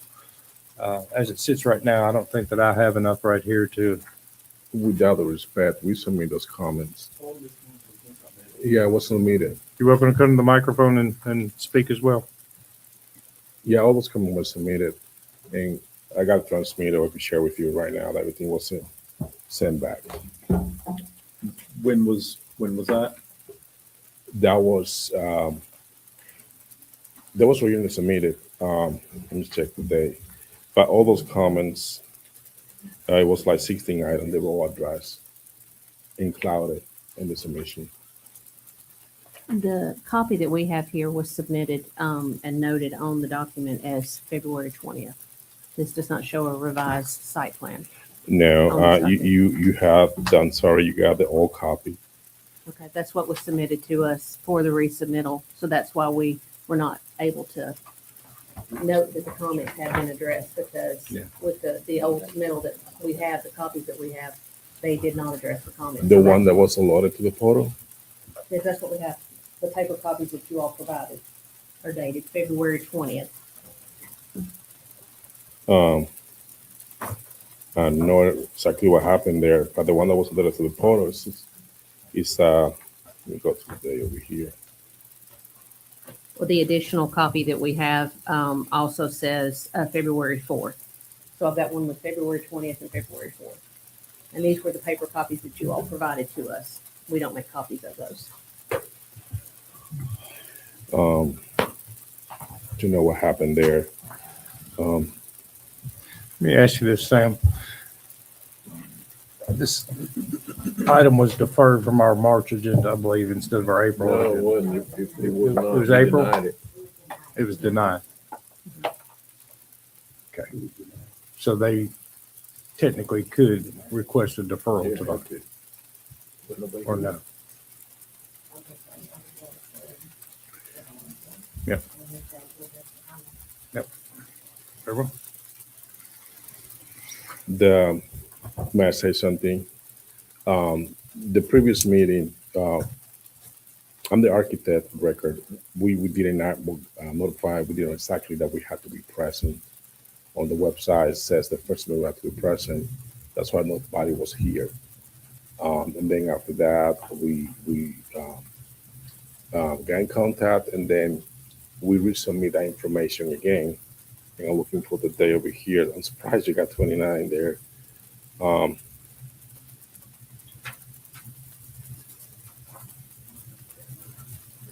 What we have here submitted. Just give me a second, just going to my notes, to my documents here.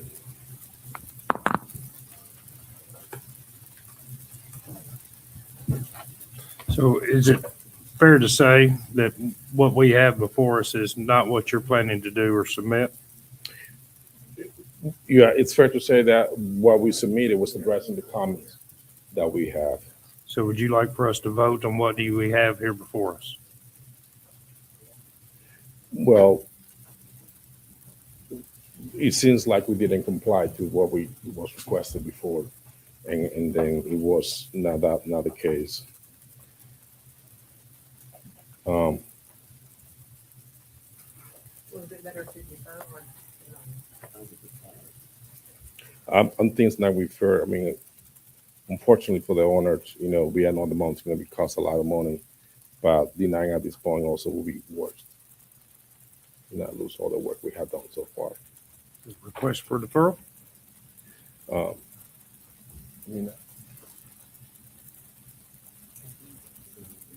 Yeah, let's just defer and then make sure that you have the right information.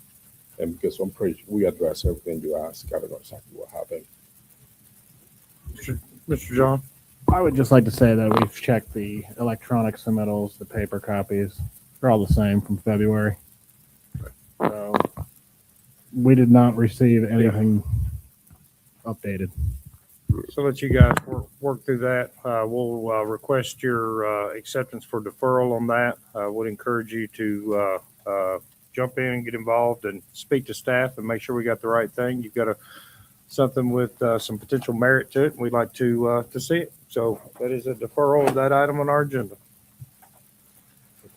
Per that, we'll repeat that again. Item 10B is deferred per the applicant. Item 10B was to review the site plan for commercial strip center located at 3007 North Mount Juliet Road. Next item up on our agenda tonight is item 11A. It's review the final master development plan for the Golden Bear multifamily located at 4515 Beckwith Road. You ready for me? Yes. Okay, so Golden Bear Place. We all know that PUD, Beckwith Golden Bear. This would have been, I don't know if you remember back when the PMDP was approved, but it was divided up into several different sections. Area D, I guess, would be this. This is the area of the PMDP that was known as Area D. And it was multifamily and some degree of commercial, out parcel commercial. The Golden Bear Place PUD as a whole was entitled with 579 residential units in the form of, there was some age restricted, there were townhomes, there were apartment buildings, 579 units spread across the PUD. And there was about 262,000 square feet of commercial uses included in that preliminary master development plan as well. So this section here, known as Area D on the PMDP, what they propose here is 301 residential units and 14,045 square feet of commercial. So the PUD as a whole, 579 units and 262,000 square feet of commercial. This portion of it here that they've presented includes, like I said, 301 units and 14,045 square feet of commercial. This is the final master development plan only. They are not asking for site plan approval here. This is just for the FMDP. So we are just looking at its compliance with PMDP. We're not addressing finer details, site plan details. They will have to follow up with that if this gets approved. Sometimes we get these two submittals together, an FMDP and a site plan as one package. This, they have applied for only the final master development plan. So purpose of the final master development plan is to nail down some of the entitlements in the PMDP. And like I described, this portion of the PUD, they're going to use up 282 of the, or they're going to use up their 301 residential units, and they're going to contribute 14,045 square feet of commercial space in the greater PUD. There are other commercial out parcels that we've talked about with other projects that may or may not have happened. McDonald's a part of this. I know Old Acre McDonald has got an age restricted potentially portion that's going north of this area we're talking about here. But if you go through the code, there's substantial compliance bullet points in the code. This does not violate any of them, what they propose here. And looking at it the other day, I mean, there's changes in the layout, changes in, none of them are major in my opinion. Essentially what they showed on that PMDP, they're accomplishing here in a form of apartment buildings, commercial out parcels. There's a couple townhomes mixed in here. The amenity package meets some of the requirements that were put out in the PMDP. So overall, these are difficult to review a lot of times, but overall, I'd say we're in a situation here that if we can deem this substantially compliant with the PMDP. What else? It really is. It's just the final master development plan, so it doesn't give them any ability to go pull permits or anything after this. We'd have to follow up with the site plan. But I think staff can recommend approval of it based on some of the things I just talked about. And if you got any questions, I'll let you know. Tom, Public Works. Engineering's comments are pretty minor in nature, with the exception that we will not be issuing a land disturbance permit until cars are going down Beckwith Road again. Other than that, we recommend approval with conditions. Questions, comments, Commissioner Franklin? Yeah, for John, how are we keeping up with the commitment to age over 55 or whatever? Do we know I it's, don't believe that they had a PUD amendment that would have established that, and it was just different sections of this PUD.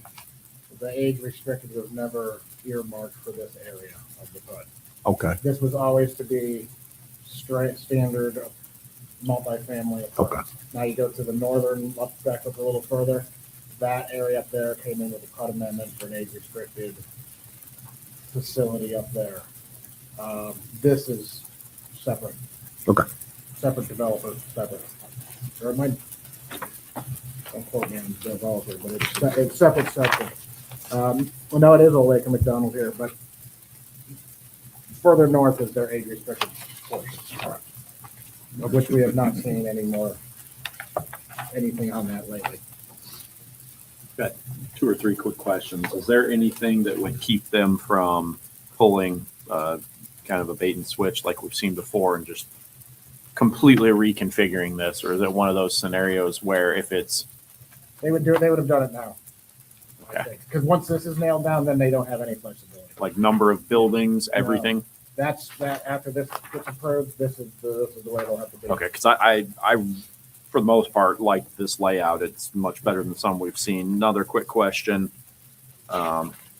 Trash service. That dumpster on the south side doesn't service this entire complex, does it? I think they had a compact, didn't they have a compactor in it? They do. There is a compactor down there and then a dumpster as well that looks like it's more so for the commercial aspect of it, but That's kind of how I took it. Compactor for the residential. and Okay.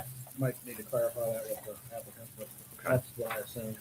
And we allow the 3 randomly placed townhomes right in the middle behind commercial. It's odd to me, but there's nothing. Nothing. Okay. Understood. All right. Thank you. They're These- super, oh, they're very I will tell you, random. These elevations that are supplied in here are pretty close to what you saw at PMDP. If not identical. Other questions, comments? Let's go ahead and, let me call for representation, for this project, name and address for the record. Let me ask staff something real quick before you proceed.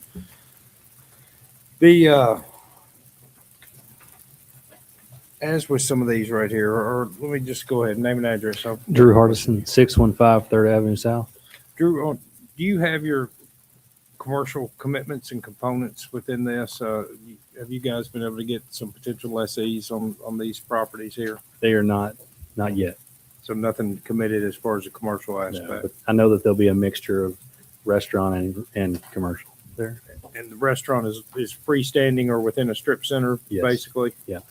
And not a lower level of any of the residential kind of a deal? No. Where it's kind of a mixed-use service type? Right. We've just had several projects come in before us with density and with the commercial component along with it. What was important to us was the commercial component, particularly for convenience services and creating additional walkability to keep cars off of roads when you can go to a restaurant or small grocery or convenience retail type items out there. And some of whereas the housing has come along, the commercial components of them have not necessarily followed the same suit. And so it's kind of want to make sure that the commercial components within these are prioritized or as important as what the residential component that lies within this are. I don't know, Sam, if we can do this at FMDP, but we can't put a trigger on the commercial or tie those to COs to the residential at final master development plan count. Very well. We've done that on some previous projects out there that have a commercial and residential component within them. Obviously, should have been something to look at PMDP and not something we can add at FMDP. I guess I'd just strongly encourage your ownership in this, that Absolutely. commercial component is an important aspect to the project that's before us here tonight. Yeah, I know that they're fully committed to that. Very well. Further questions, comments from the commission? Thank you. At this time, I want to call for citizen comments regards to this item on the agenda. Any citizens wishing to make comment are welcome and encouraged to do so. Please come to the microphone, state your name and address for the record. Seeing no citizen comments at this time, looking for a motion in regards to this item on the agenda.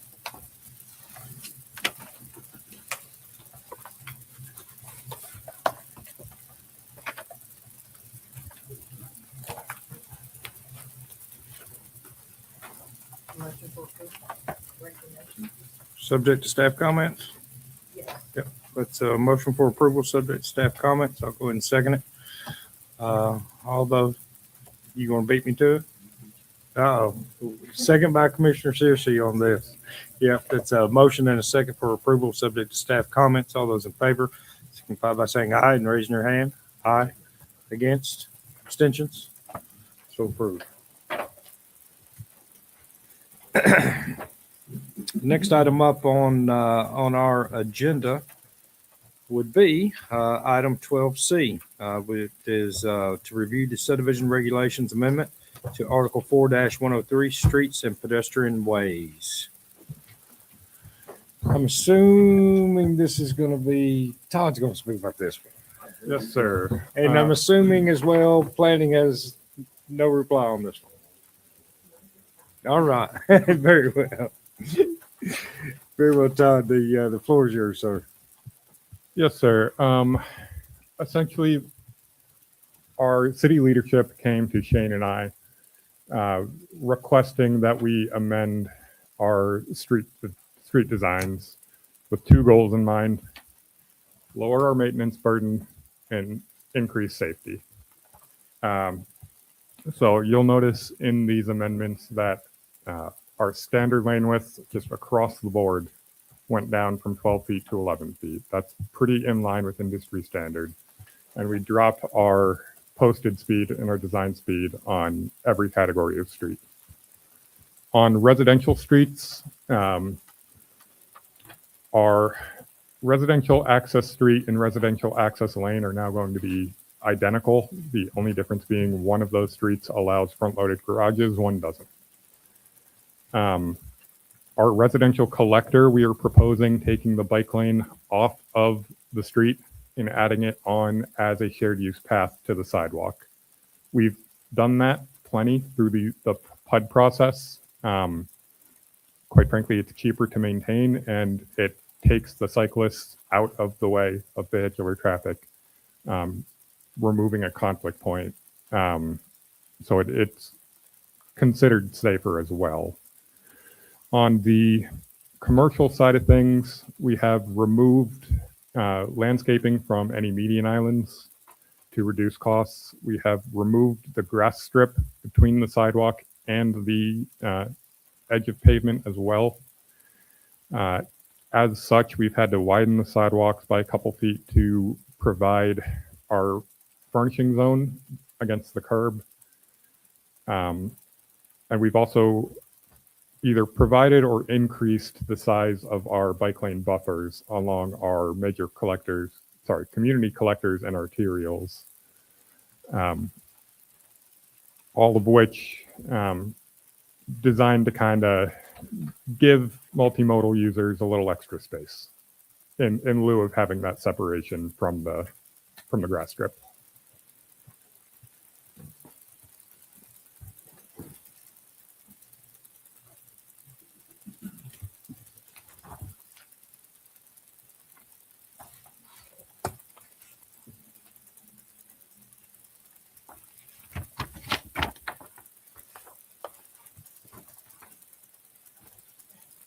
Please.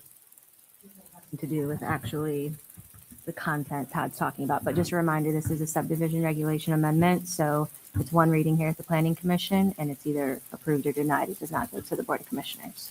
That's what I was going to make that point as well.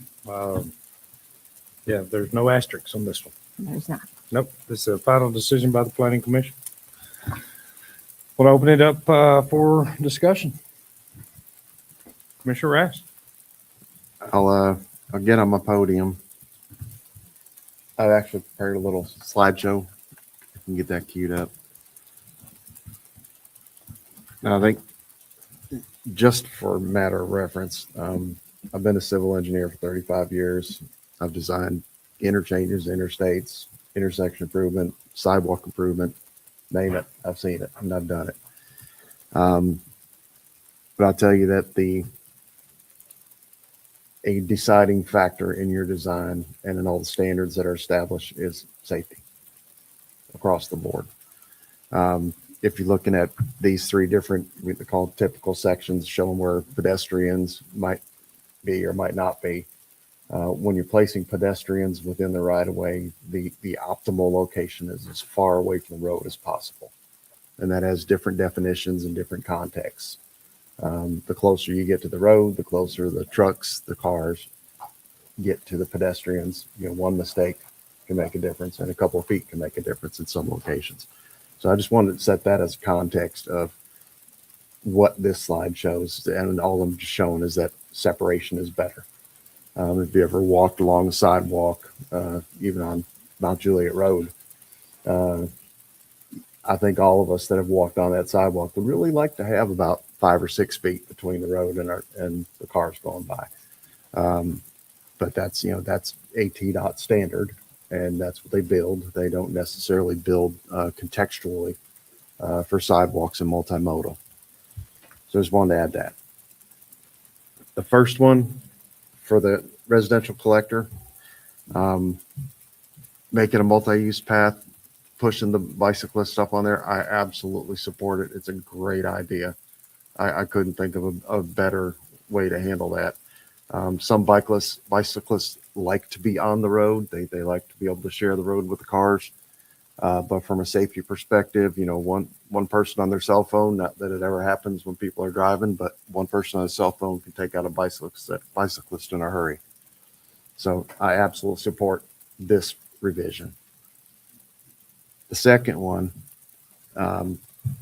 basically, the real change is just getting rid of that buffer for pedestrians.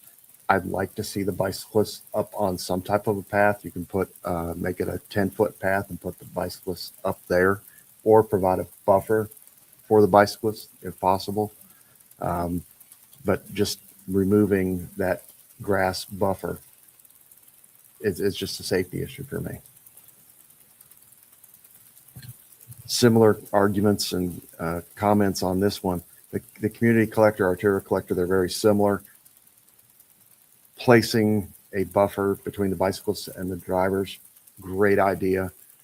But moving the pedestrians in again, I don't think that's a good idea. If we have the room and we've been using it as a standard, why would we not continue to do that? And the real question is maintenance.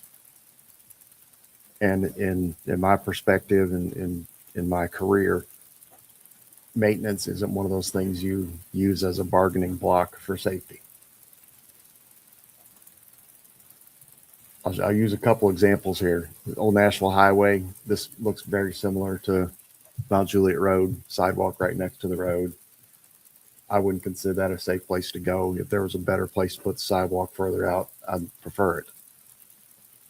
Medical Center Parkway down in Murfreesboro. This is beautiful. This is in my mind, if you're going to build roads in Mount Juliet, not arterials that just go and go, but if you're building roads in Mount Juliet, providing some landscaping, providing some sidewalks further away from the road, this is what makes it a more safe design. And that's shown that if you got landscaping and trees and things like that, it slows drivers down. Another one close to our heart, same thing. I took a little liberty. I took a little picture of this and I did some AI on it. Now, City of Mount Juliet had an opportunity to have full input into the design of Mount Juliet Road. I know it was a TDOT design road, but if we could have made it something like this, more like Medical Center Parkway, don't you think it would have been a much better look for the city than just to go with full either paved over medians or full concrete medians? So when we're looking at this, I'm not saying I want it completely defeated, but I think I'd like to open it up for more comment and more discussion as to the actual design and have it not just be a discussion of saving cost.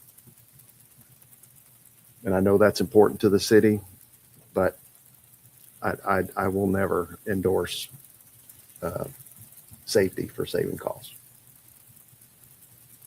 Please, Commissioner John. So David, this last one you've got here, while I see the beauty and while I see the safety and while I see the traffic calming initiative dealing with this was presented to us before you came to this board many years ago for Lebanon Road and down Mount Juliet Road. Mm-hmm. And it was turned down because of emergency services, and that center lane, that turn lane it still allows our emergency services to get to, like you were talking about this morning, getting to the accident in a very, very quick manner. So that's one of the reasons, if I'm not mistaken, that we rejected this years ago. It was presented to us. TDOT rejected the original plan. Back when Mount Juliet Road was widened, Mount Juliet didn't have two nickels to rub together. Barely could make the grant match. I mean, we run on $2 million a year, something like that. 80 employees. There wasn't any money, and TDOT wouldn't even build sidewalks. They rejected sidewalks and all the median underground utilities. We wanted to put the utilities underground. TDOT wouldn't do it. It was their highway. That's kind of why it started that way. and TDOT will not build facilities like this without a maintenance agreement with a local agency. They're proposing one currently, one I'm working on in Thompson Station. If you've been down that way, they're proposing exactly this. And TDOT's supporting it because Thompson Station is dedicating the funding to maintain it. TDOT has grown more acceptable to this sort of thing too over the years. And also, if I may comment, bicycles, just for the, even though we have if we vote and have this 10-foot path that will be for pedestrians, including bicyclists, bicycles can still go down the highway if they want to. Absolutely. They have that right to do so. Most will not. And I think that's a safety factor in itself. The 3 foot or whatever we have on that Juliet Road, I actually walk in that when I'm walking because it's asphalt instead of concrete. So then I hop back up on the sidewalk when I see a car coming. And I always go against traffic. But, you know, a lot of your cyclists, you know, I think they'll use that 10-foot path instead of being down there close to the traffic. So I see that as a safety aspect if you do have it like we're trying to do. So, you know, and it's hard to say, you know, where is that measure? Is that more safety or not? I don't know. I just, you know, one day I pulled, you know, unfortunately, people go down the bike lane sometimes the opposite way. Mhm. So so drivers don't realize and don't think about when you pull out, here comes a bike the wrong way. I know at my office, I got hit one more time. So I think that would really create more of a safety or create more safety for the bikers if it was a 10-foot path. So we're not building any roads such as Mount Juliet Road right now, or Lebanon Road, or anything else out there. I know I had to paper, rock, scissors Mr. Barlow several different times because of his roundabouts. As I told him, shook his hand and congratulated him on his TDOT. I was like, no more you roundabouts around here, man. But his roundabout did prove me wrong over there at Willoughby Station. It appears to be, as time has gone on, work a little bit better. But it was his thinking outside of the box. He had approached me at one point in time, just discussing Lebanon Road, kind of doing this right here. And if I recall, I guess somehow being the age person on here, on this body, I was around here as this got widened, you know, and did this. Our previous administration, Art, you wouldn't have liked them because he's like, you ain't putting a sidewalk anywhere around here. And now we get them everywhere. He's like, we ain't gonna maintain that. We ain't gonna do that. But you know, it's kind of the maintenance comes along with setting high standards out there. You know, with anything that you do, you buy something expensive, do something expensive, your maintenance is on it is always going to be expensive at the same time. But at the same time, times change, and you also got to look at shaping. What are you going to do to look? Because I mean, you can't argue that something like this is beautiful, but then you got to also step back to say we don't build roads in the city. We've got TDOT out there, so we can encourage approved designs for any highways or anything else out there. Wilson County isn't in the road building business that We are now. Getting into the road building business. First project actually is to present a grant for East Division. That's a $50 million project with a 20% match, $10 million. And that passed at the last road commission. Oh, wow. Mm. So Wilson County would get the equipment and engineers and people necessary to build roads? We found a funding source, and if this passes on East Division, even though I didn't vote for it, it'll add $300,000 to that fund at 50 cents per square foot impact fee. But so yeah, Wilson County has gotten into the road building business. It had to find a funding source first, so we created one with AFT. So it seems like these days that Mount Juliet is taking more roads from Wilson County than what Wilson County is providing roads to Mount Juliet. So it'd probably be safe to say that even if Wilson County gets in the road building business, that within our city limits, outside of a widening project such as Division, it would be null and void that Wilson County build It's a roads. big county. Yeah, You know, yeah. I mean, It's a- Wilson got There's only 550 square miles, Yeah, there's there's 22 only- here, you know. There's only so much. So I guess my point within, so I mean, just kind of looking, I'm going to go kind of front to back and help me as I go through the provided sheet right here, because I want to see applicability of changes and just give me a point of reference for them. So the first one is a residential collector, Todd. Where do we see tonight? Did we see residential collectors come before this body as far as roads? If so, which project did we see a residential collector designed on? We did not see one tonight. Okay. So give me an example of something new that's come along. Windtree Club Drive Okay. and Windtree Pines is this exact design. Okay. So it is the black and white up top is what we required them to do. Oh, no, sir. I'm sorry. Windtree Club Drive is the proposed design. For the top design, we're looking more Banner Drive, north of the roundabout. Okay. So this would be over in Jackson Hills. The top would, best example would be in Jackson Hills. And the bottom would be, best example would be Windtree Pines. Correct. Is that correct? And what I'm looking at the bottom is, even though it's a proposed standard, that developer chose to use a model such as this with the 6 foot to grass and 10 foot multi-use and 24 foot road section. To be honest, it's been standard practice of engineering to request this section for our residential collectors. Okay. But we've been doing that through the PUD process. So this is more a request to codify what our practice has been for the last 2 years since I've been here. Okay. Maybe 3 from before. So this is what everybody, the PUDs that we're getting, this is what everybody's asking for. Essentially, yes. Let me ask you this now. Those are two great residential examples. Where would this, I'm not going to see this in any commercial development, correct? Correct.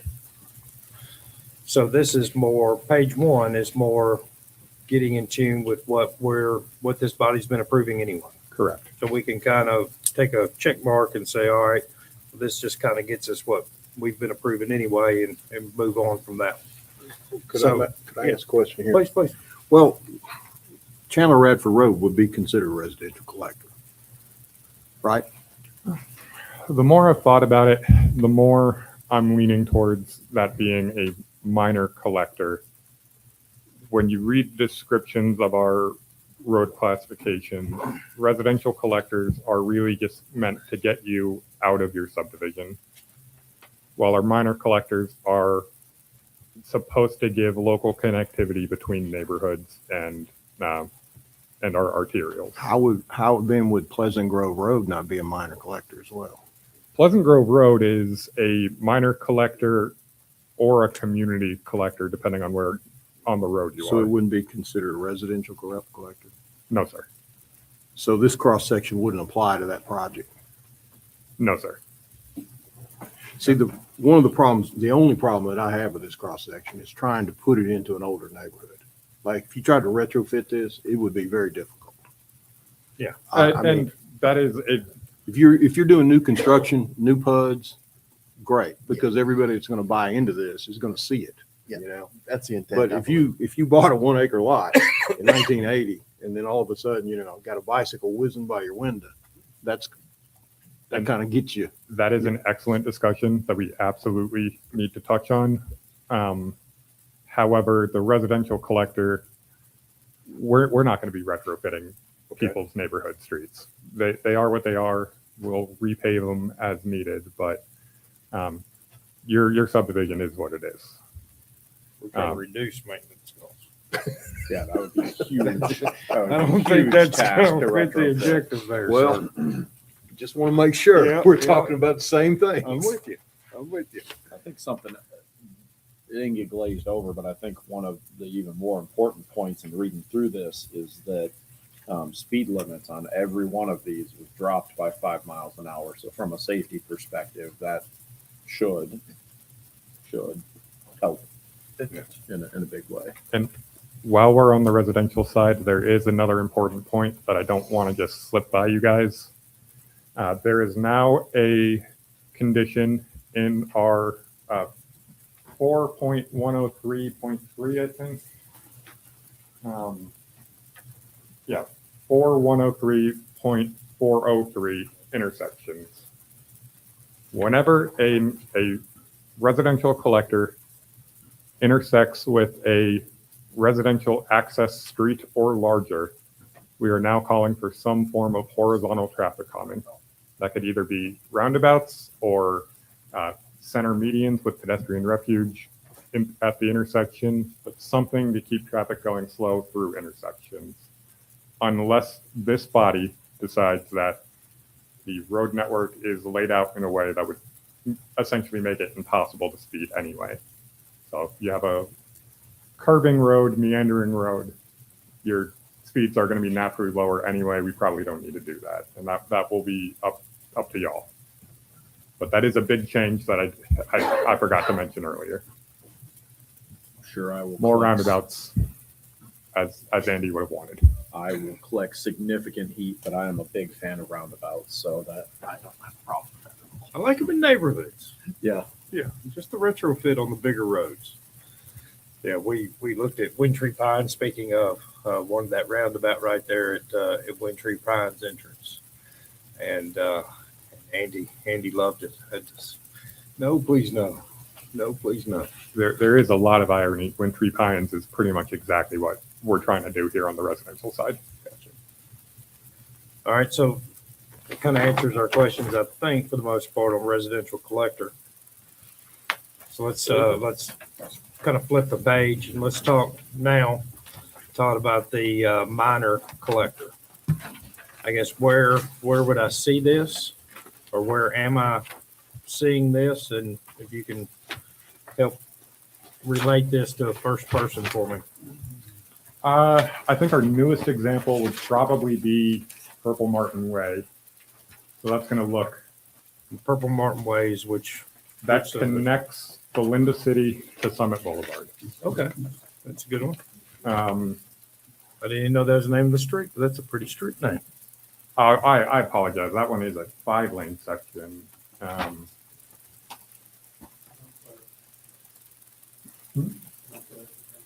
We're looking for the existing stuff right now. Yeah. Where we done something recently, or where can get a visual example or something I've driven here in town where Athletes Way. A minor collector would be Athletes Way. Correct. Okay. Now, there are several streets in town that, as Mr. Franklin mentioned, are classified as minor collectors that do not have this cross-section because they just predate the standard. Card Road, Chandler Road, all those connecting streets between our arterials should technically look like this. If we ever got the funds to upgrade them, they would. What is Old Lebanon Dirt Road west of Mount Juliet Road? That is being designed as a minor collector. The center turn all the way, right? Yes, correct. But you're designing it according to this top one right now, and not necessarily to this bottom. Yes, which brings up a point Matt White wanted me to bring up. TDOT standards do call for grass strips at certain speeds. So for projects that are TDOT grant projects for our retrofits, we could still have grass strips. We would need to coordinate that with TDOT to get a design waiver, essentially. And with the trend that TDOT has been making lately, that it's not a guarantee that they would waive that. So you would have to design to a TDOT standard on that. Potentially. And does this exceed TDOT standards, or this is below TDOT standards? This would Or be right at, maybe at par, I guess it could be as well. My understanding, based on my conversations with Matt, is that this would be below TDOT standard. Okay. But any grant, correct me if I'm wrong, any grant that we've already received, it will be to TDOT standards. So there will be these strips of grass because we've already received we've already had the approval on that. So two different answers for you, both kind of the same. On streets that are already designed or in the design process, such as Pleasant Grove Road, Old Lebanon Dirt Road, East Division Street would be a community collector, but it's the same concept. Those are already in design. I don't think we're changing those designs. Those projects are moving along. So those will have our standard sections. I think on those ones, we did move the bike lane off the street to a shared use path, but there would be the grass strip still. We already have money from that because, so we have to basically, or the city would have to come up and pay for it. And those designs are already being worked on or are already complete. They're in various stages of the process. For future projects, if we were to widen Curd Road, and I'm not saying that's on our to-do list before the residents of Curd Road freak out, we could request the design variance to not include the grass strip. Depending on the road, there'd be different appetites from TDOT for that, because that does reduce your total right-of-way, and it does reduce your total right-of-way needed to be acquired. I know I spoke a little bit with Mr. Franklin today about that exact topic. So there certainly would be projects where they'd be all for that. There'd be other situations where the road has a little bit more traffic, a little higher speed. I think particularly along those community collectors and arterials, I'd expect a little more pushback. Now, if certain grants like Safe Streets for All, those projects cut TDOT out of the equation entirely. Those are funded federally and locally. Those would be our subdivision reg standards.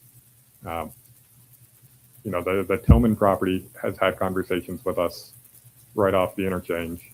Those would be our subdivision standards. That wouldn't be outside a TDOT project. So the grass strip would not be included. So outside of Old Lebanon Dirt Road, where do we require minor collectors with any subdivisions or anything else that we'd see outside of a major road such as Old Lebanon Dirt Road? Yeah, typically we see it with our commercial and our mixed use developments when they come in. Okay. Now, caveat that with we've been offloading the responsibility for a lot of these developments now, where we're requiring private streets, which get a little more leeway. If it's a private street, have a grass strip. We don't really care, right? We're not maintaining it. I think the direction we've been getting, we're going to continue to push private streets whenever possible. But if we have large tracts of land adjacent to interstates right now that are coming in to redevelop, and they will be requesting public streets. It's Most likely they'd be designed as minor collectors. yes, sir. Okay. On the top section example here, that is our current standard. I know the bottom, the new one kind of defines your travel lane and your turning lane. Is this top 36 inches or 36 feet of pavement, that's a 4-lane road? No, sir. That's a 3-lane road, 12, 12, 12. So it's a 3, so it's 12, 12, 12. Okay, perfect. So really our most major change to this one would be reduction in your travel lane down from 12 to 11. Your center turning lane remains at a 12-foot, and then pushing the sidewalk to the curb instead of having the grass strip. That would be your most, just in a visual representation. Increasing the sidewalk 25%. Yeah, increasing the sidewalk 25%. Yeah, because you're doing away with all the grass and everything right there. And that's for accessibility. Yeah, sure. Okay. Any further questions on this one here? Let's roll on. Let's talk about the next one that I'm showing would be our community collector. So I guess tell us, Todd, have we seen any community collectors lately? If we have not, here's an example where this would be useful. We haven't seen many lately. The best example I can give you is Pleasant Grove Road through Walmart. Okay. So this would be kind of the Pleasant Grove in front of Walmart, Lowe's. Correct. And it is built to the top that we're showing right here, correct? Slight changes. I think that's a 2-foot grass strip. It was built before we changed that code, but yes. Does it have a bike lane on it? No, sir. No, sir. So it's just Pleasant Grove is just really 2 lanes one side, 2 lanes the other side. So minus the bike lane. So it's a 30-foot pavement, 15-foot lanes, or probably has some stripes, some gutter on Probably it. 26-foot pavement on each side of the median. Okay. Sidewalk on both sides. Yeah. That's it. Legacy would be another example of that. Legacy's close. I have my problems with Legacy Point Boulevard, to be honest. The median is substantially shorter well, not substantially, but the median is shorter on Legacy Point Boulevard. And in lieu of bike lanes, there's on-street parking on Legacy Point Boulevard. So it is also not an exact match. Where would do you foresee right now any projects that you guys may have knowledge on that we're going to see a road section like this coming before us? Yes, sir. Depending on the layout, I could see the Tillman property along Central Pike. If they do proceed with developing that land, that would include this section most likely. And the Bel Air project, if that comes back for another PUD, that would likely include one of these sections. Those that may not be familiar, Bel Air is the south of South of 40. No, I guess it'd be east. Yeah, south and then East of the east Beckwith. section. Yeah, the east section of Beckwith over there. That's what's he means in referencing Bel Air. Yeah. That we all want a county and cities and cooperation agreement on, and didn't do one of them. Love that. So if I'm right in what I'm seeing here, biggest change that we'd be looking for on this is we just have a concrete median and a sidewalk that pushes to the curb with no grass buffer between the two. And essentially, when you remove the grass, it widens the sidewalk by kind of almost by default. Is that fair? And we've reallocated a little bit of space from the travel lanes to create a buffer on your bike lane. What do you guys think about this one right here jumps at me, you know, and especially seeing Commissioner Rass drawing up here. You know, we require, I mean, just in the last project that we saw tonight of those apartments, anytime that we create islands out there, we're making people put landscaping within them. But we're going to say it's acceptable as we travel down the road to say, hey, we're just going to look at a sea of stormwater and we're going to figure out how to handle all this stormwater without using any of natural resources or Mother Nature to help us out on any of that. Is that, and the potential to jump a median? If you got landscaping in it, there's going to be more. My truck can turn around on a concrete median pretty easy, but I couldn't turn around on a landscape median very easy. Any thoughts, concerns to that? I've been crossing over that. That's just one of the things that jumped at me on this one. I like the reduction in the lane size because I agree that does seem to slow people down fairly well. One of the things I did was I took my tape measure and tried to do it solo because I drive a pretty big truck. My truck is 7 feet wide. My mirrors are just shy of 13 inches. So I'm rolling down our roads at just say 9 feet is what I'm rolling down the road, maybe a little bit more than 9 feet wide. And I don't have those big trailer mirrors on the side of mine as some of those big trucks like mine does. So I'm rolling about 9 feet, 11. I consider myself a good driver, so that gives me a pretty good leeway. But I'm a daily division guy, so I've mastered the roads out there. So we would see this on Tillman, Bel Air. I mean, is that I guess kind of ask Commissioner to have a concrete and no landscape or nothing right there? Well, aesthetically, I understand. Yeah. It's, but, you know, maintenance wise, Yeah. I don't think it's going to take the safety away. Yeah. Kind of one of those things.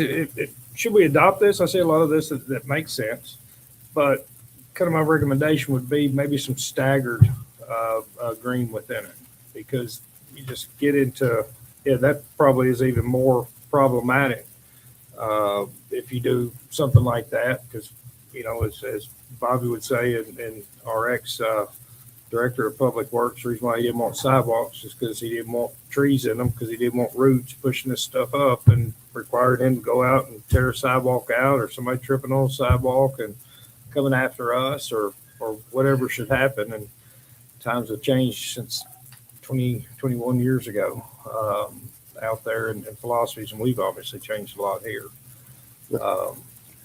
Just want to ask thoughts and feedback. Well, thought is, I mean, what you've mentioned are 2 PUDs for this type of facility. In those PUDs, can we not include maintenance as a condition of approval? They have to maintain the landscaping within that PUD. If it's private streets, they do. I believe Pleasant Grove Road, they maintain that. Am I correct? I think you're right that they do. That HOA they're out of Atlanta or wherever. They are supposed to be responsible for trimming the trees and all that kind of maintenance.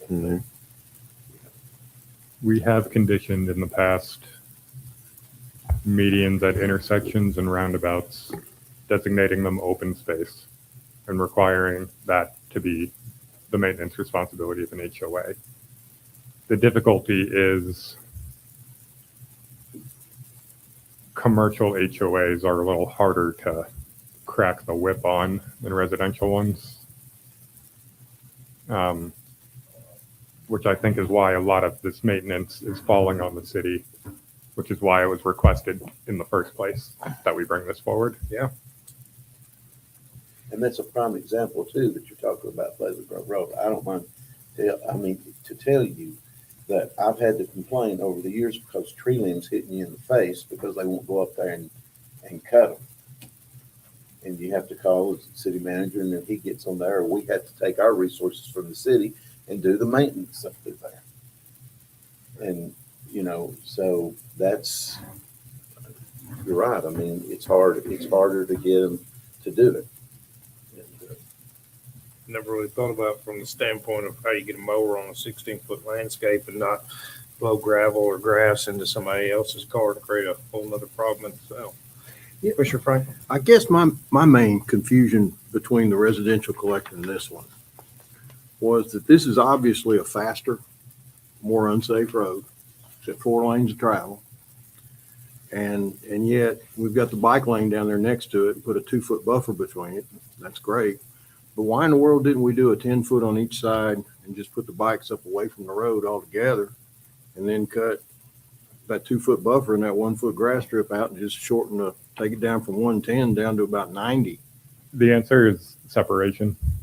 Keeping the bike lane on the road keeps the sidewalk further away from the travel lane.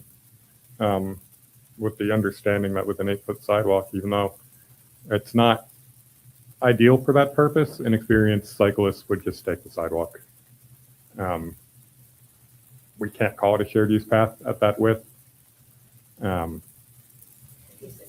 No, what I said was if you change the cross section and got rid of the bike lane and the buffer to it, that's 6 feet you pick up on. You also pick up another foot of grass on the outside. I don't see why you can need. And so you increase that 2 foot, and that's 6, 7 by 2, you save 5 feet on each side. You wind up with a 10-foot travel on, you get your bikes out of the way of the road. but we're moving our pedestrians 5 feet, 6 feet closer to the travel way. And as Commissioner Rass said, feet matter in these situations when you're talking about clear zones. Now, it is a give and a take here. I do not love the fact that our cyclists are adjacent to that road with nothing but a buffer. The thought being, in the future, I'm going to keep pushing for vertical separation in our bike lanes, but it seems like there's not enough support for that at this moment. I'm not a big walker or a big bicyclist, sorry, Art. But, it always, yeah, it always gets to truck me. rider. Yeah, truck rider. Why bicyclists and walkers can't share a path together, and, you know, we're required to do it behind a high-powered automobile, but for some reason there's a reluctancy to do it when you're going so slow to figure out how to get along. I wholeheartedly agree with you. The collision between a cyclist and a pedestrian is going to hurt. It is not going to be fatal in most cases. But it is going to be if a car gets you. A collision between a cyclist and a vehicle, if traveling along the straightaway, at intersections at lower speeds, it can be fine. But along the straightaway with a roadway departure crash, it is almost always fatal. That's the purpose of your BPAC ride the other night, right? You know, the ride of silence was Recognition. last night. Recognition Right, of, and I was going to mention this too. There was a lady there that was comprised that they couldn't ride because of the weather, but the ceremony still took place. Michael Mullins was there and I was there. I'm trying to see if anybody else in here was there at this ceremony. And so you have some people that speak about their relative that got killed because of obviously a car hit them. But I wanted to say that there was a lady who made the comment, and she's from Murfreesboro, and she brought up Tennessee Boulevard, that people are literally out there walking on the road because there's no sidewalks. And obviously then the other one you showed, trying to think of what it's called there. Medical center. Medical Center Park, whatever that is, they did that. But she commented on Let me on. a lot of Mount Juliet. She built Mount Juliet up. She said that they come out here and see what we've done on our greenways and our sidewalks, and she just gives us praise for it. And she's from Murfreesboro. So, you know, the bicyclists, they're another piece of equipment that for transportation, and while it's not fatal like most of the time, like you're saying on the sidewalk, if you've got someone who's handicapped or something, or they're using some kind of wheelchair type thing, and someone hits them, you know, that may could cause a lot of injury. Or if you have a cyclist on that sidewalk that has no clue and runs into a child or someone, it could be very, very serious. So, we used to required to have bicycle safety when I was in kindergarten or first grade. I don't know if anybody remembers that, but you had that, and went to Hermitage Elementary at that time. And we rode our bikes to school all the time. We had a bike parade, just kind of celebrating that you passed that. But part of what we learned in bicycle safety, just like a car, slow down that you can safely come across somebody. And then because we were having to share the sidewalk, and they were, like Commissioner Rash showed, there were these little narrow ones that people used to have, you know. It's Well, I'm different. from the country. We didn't even have kindergarten. We didn't have kindergarten, and we definitely didn't have no sidewalks. Or running water, right? Well, Go to when I was school, born, go they to- didn't have running water, but anyway, or they maybe have running water, but Go ahead, Todd. You had something else?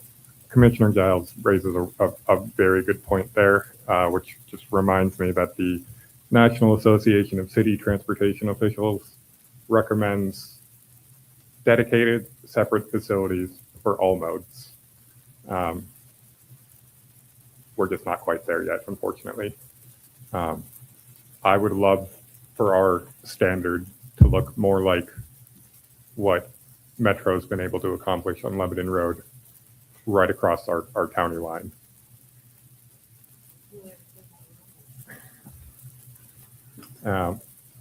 But they've done a good job creating vertical separation, dedicating space for cyclists separate from the pedestrian.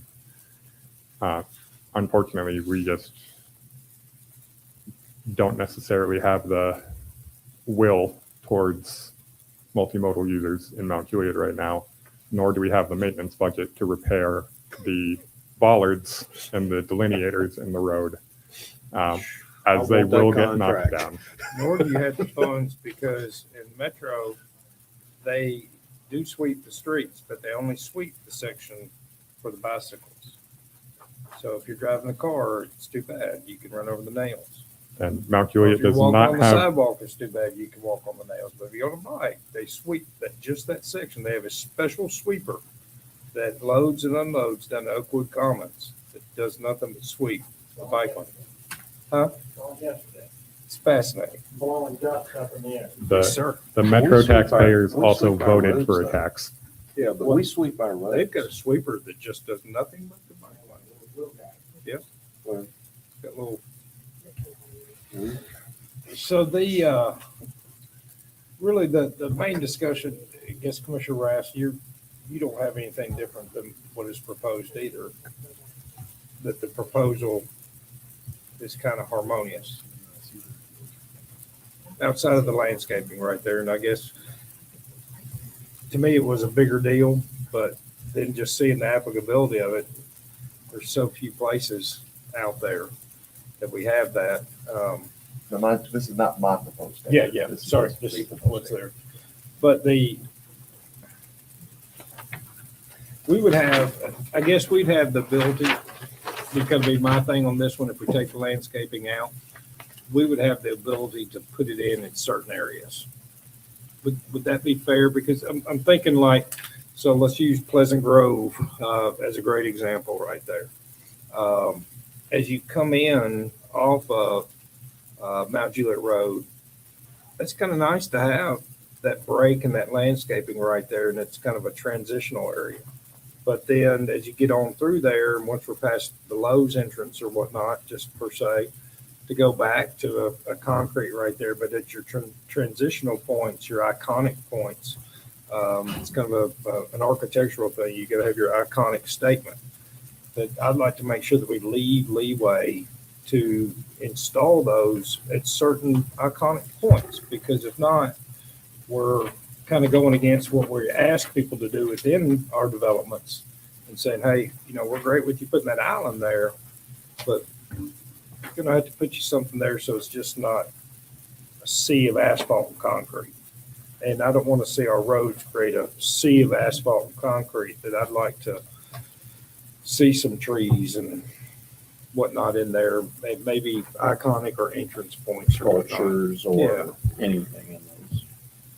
And of course, we're not, this doesn't have anything to do with the residential. This is just, it does for the collector road things, but not. Well, he said it'd go right through Tillman property. Well, I know, Right but what through I'm residential. saying is, it's like when they have private streets and they're gonna have the grass strips and everything.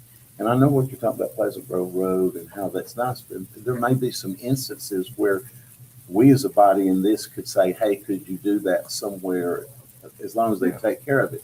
But speaking of Pleasant Grove Road, when you turn into Lowe's back there, there's a piece of concrete pretty wide and everything.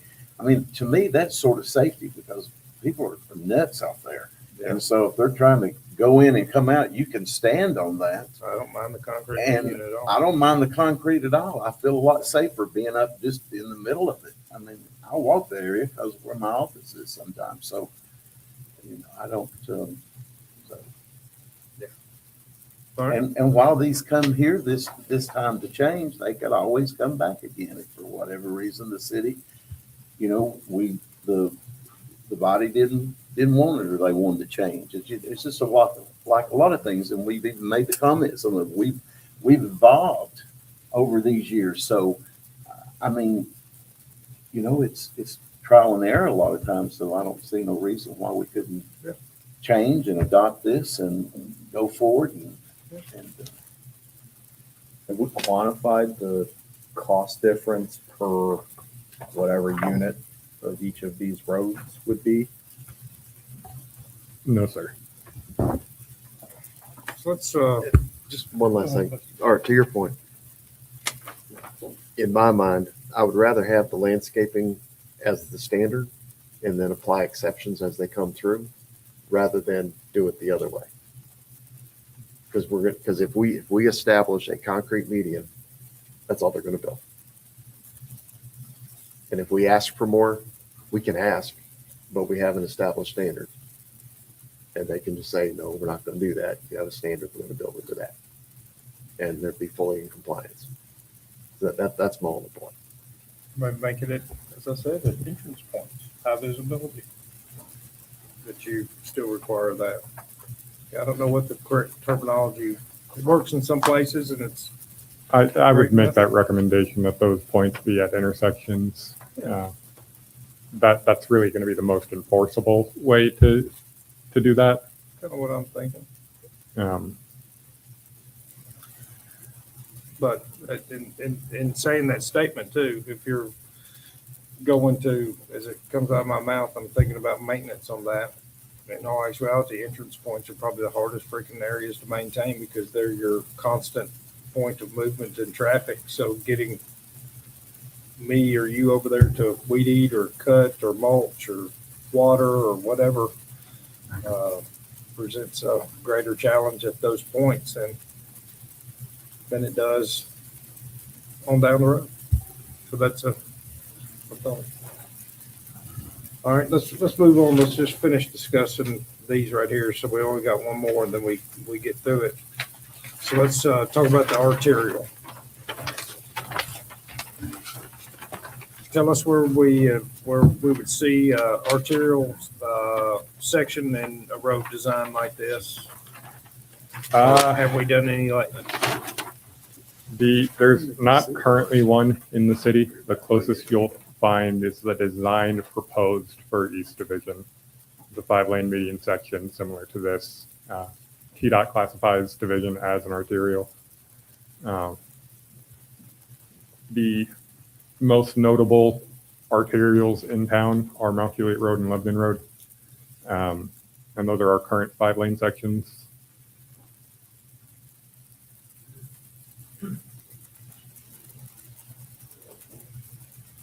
But this wouldn't be changing Lebanon Road or Mount Juliet Road. No, sir. This would be new. This would be new construction or upgraded facilities that lack the businesses that North Mount Juliet Road and Lebanon Road have. I think part of the reason why a median was rejected on those roads is you have to pay a lot of money to cut off someone's existing access. So I don't foresee either of those roads getting anything ever. Well, and again, as I said before, why we rejected it before was because of the emergency services. And we see that all the time. We have to move over and they're in the middle of the lane going. As you well know, we're right next to Davidson County and we have a lot of, they try to come out here, but our police department takes care of them. And we've, but yet they've got to get to the things. So that's why those major roads, I think it's important to have the lane like we have. Random question: if you pull somebody, if you're speeding, you get pulled over, on this arterial section right here, you would pull to the curb, or you could technically pull to the curb on this. We're not gonna have those mallards that would prevent that. Of course, I would imagine you'd want to get off of the main road either which way if you got pulled over, but that would be one of the, this would be an example. The buffer would just be I'm assuming that's what they do. lined. Yeah. Yes, yes, sir. It is Yeah. just a painted buffer. Okay. What's the cross section on the closest cross section of Golden Bear? Golden Bear. Ooh, that's a good question. This one? They'd be pretty close to this. Pretty close. Golden Bear. Well, they're grassed medians, but they're still. Yeah, Golden Bear is pretty close to the top existing section. Those are wide medians out there. Golden Bear does not have a consistent bike lane or shared use path. Some places it has both, some places it has neither. It's pretty confusing. It's mostly just we have a wide shoulder on Golden Bear that in some places we put a bike arrow on. We're getting there. The shared use paths are gradually coming in as sites develop. Art's making sure of that. But yeah, it does have the wider median. The wider median is intended to give us the flexibility as intersections develop to put in dual left turn lanes. We're now cutting that down with the thought being that we're pre-planning any future arterial that's going in, where in situations where we'd have an intersection that would require a dual left, we would know that at the time. But this cross section wouldn't give you two dual 17 anymore. No, sir, but just with how the city's built out, if we ever had an arterial, we would know we'd need to widen the road at a major intersection as it came through. And you can always narrow that back down. Carrying that 27-foot is just extra right away we need to acquire, extra maintenance costs, just 10 feet for preparedness sake as opposed to planning on the front end when you construct it.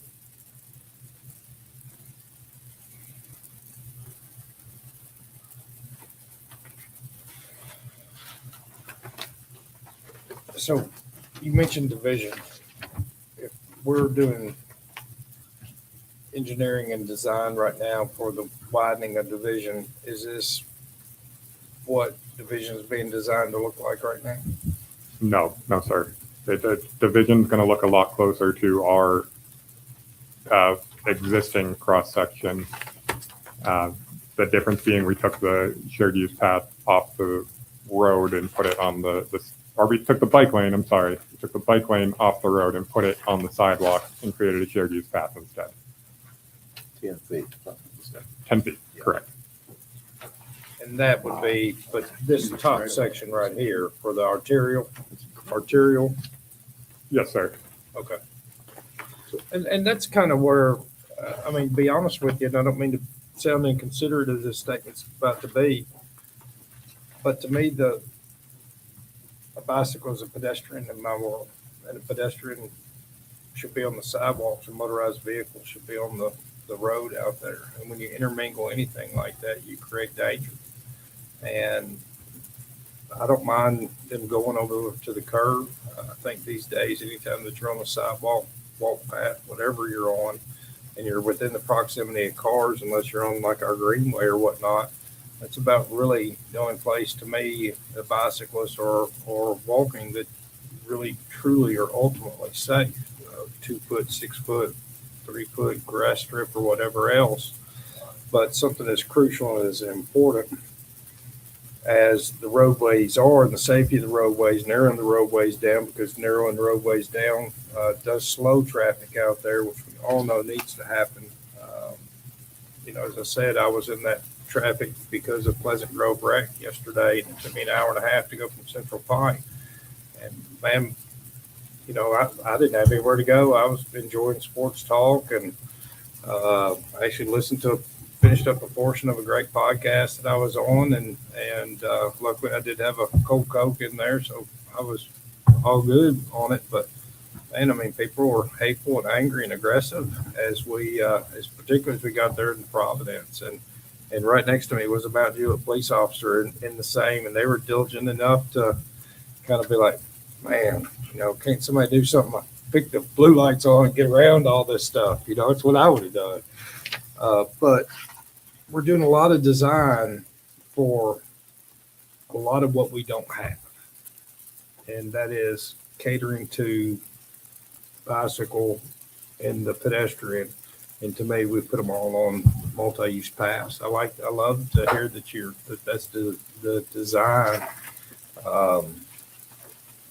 that you're doing for division. And the only thing that I see on anything that you've proposed to me that gives me any heartburn is why are we not doing this multi-use path everywhere and pushing it to the curb just like that? Because it's hard to maintain a grass strip between the curb.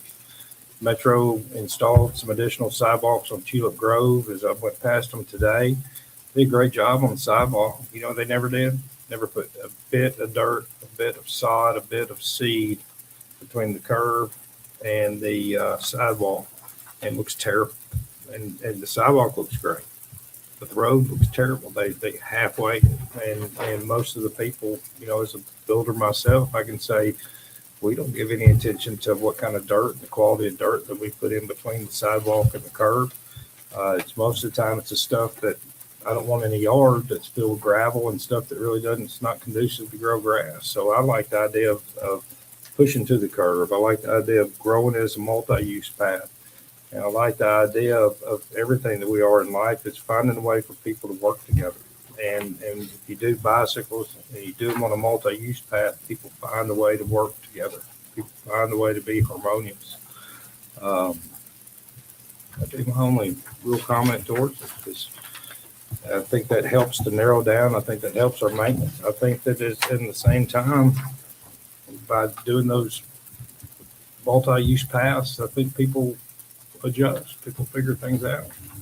It's like I think that I used to run a fast food business, and people that come in and out of my fast food, you train them as much as you train your employees. People learn processes. People learn how to get in and get out and learn behaviors. And if we create the multimodal paths and remove them, and maybe we can't. I don't know if that's legal, that we can't intermingle bicyclists and pedestrians together, but a lot of these roads seem like we're doing a lot of design and we're giving up a lot and we're creating a lot of maintenance for a bicycle that we're going to see 2 or 3 on a day. And it's kind of my personal nickel on all this. We certainly can do shared use path against the curb. The 2 things I'd caution when doing so, the first being your driveways. When you eliminate the grass strip, you've taken your driveway, which is supposed to meet your sidewalk at the sidewalks level. You've now lowered that to your road level. You've now shifted that to an automobile space. So now your cyclists, which are moving faster, there's potential that car pulls up in front of bike hits side of car. But you've already solved that on the residential right here by giving us that 6-foot grass in residential and a 10-foot multi-use. So you kind of already solved that issue, didn't you? Yes, but the task in front of me is eliminating the grass strip. That's really where this has started. The residential neighborhoods, Commercial people don't. Yeah. That's exactly Yeah. that's exactly it. But so we're not really worried about driveways, because in residential, we're going to require what you gave us down here, and that's 6-foot grass, 10-foot. That keeps it as a multimodal space. It's residential driveways where it's people backing out slowly and they're going to hear the beep on their cameras, and it's not as concerning. Also, we're not supposed to have driveways on residential collectors. We should stop granting that variance. Topic for another day. When you shift that from a multimodal space to an automotive space, people peak and creep, and they're now in your driveway, or in your path, I should say. Sorry, long day. Now that's still a safer collision than vehicle on cyclists at full speed. I hate the fact that we're weighing which collisions we want. Yeah. That doesn't thrill me, but in reality, that is what we have to do. And every one of the drawings are underneath perfect scenarios of flat and level. That's a whole nother. Yes, topo adjust the entire discussion and everything that goes with it. And, We will very need too to much address. flat that's left out there. We will need to address accessibility of sidewalks without a grass strip. That is a more minor detail. I think we're hitting the big stuff right now. But that is something we've run into when people have come in requesting these street type driveways on anything greater than 5%. It gets real tricky to keep an ADA compliant sidewalk.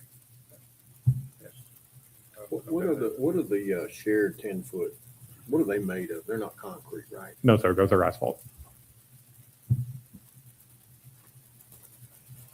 Well, offer in real quick. So I know you put it. Would you like to give us some input? I would. just waiting for you to comment. We're gonna call this section higher ups comments. So please join us. I know you've got a lot of time and effort in this, and grateful for that. So I don't know if I've ever seen patience in you as much as I have right I'm here. about bit the half of my jaw while I'm sitting here, but Please. Michael Mullins, 2425 North Mount Juliet Road. I want to start with the things that I do agree with you on. I do agree with Commissioner Rath that green strips are prettier. They're more aesthetically pleasing.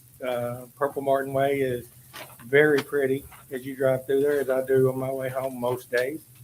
I agree with you, Commissioner Winchester, that I want Todd to wash his mouth out with soap for mentioning those ugly poles on the side of the road in Davidson County. I don't have any interest in those, but I also want to preface that I'm not an engineer. I did not sleep at a Holiday Inn last night, and I don't play one on TV, but I did spend 28 years in this city as a police officer in this city. And the last couple of years, I was blessed to be the chief of police. And there is a thing that we need to factor in. In my previous role, safety was an issue, and I hated. I mean, I think me and Commissioner Rath spoke about the ill-fated attempts at speed humps throughout the city, and that I am pleased that we're trying to slow down traffic through design now and not going through the speed hump process. But in all of these, like Nathan said, was that we're slowing down speeds 5 miles an hour in all of these. So you're also factoring in these collisions, factoring in that we're attempting to, if God forbid a collision does occur, we're slowing down traffic. And as a couple of you had said, you know, the difference of a 2-foot thing isn't really going to make a whole lot of difference, but someone having to mount a piece of concrete to make that collision is a thing. It's going to slow down people.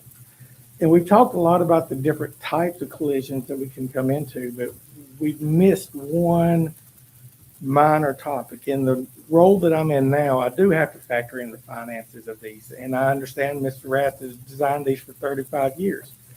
As an engineer, I don't know that he's ever had to figure out how to pay for them, or the reoccurring maintenance of that, or the collision or the safety aspect of the staff member. We haven't talked not anything about the staff member that's out there on a zero turn trying to cut Pleasant Grove Road, which we do tend to take care of most of Pleasant Grove Road.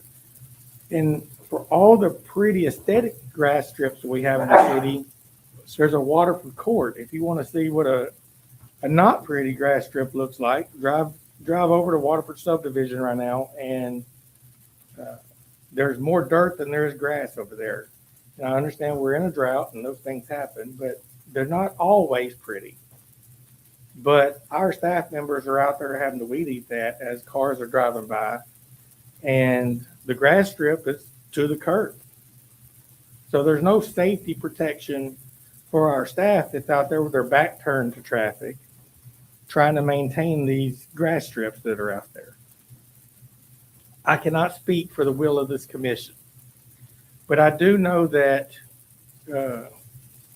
for any of you that had nothing else better to do and could have put cigarettes out in your eye socket maybe to watch the budget workshop that we just went through, we're having some financial issues in the city currently.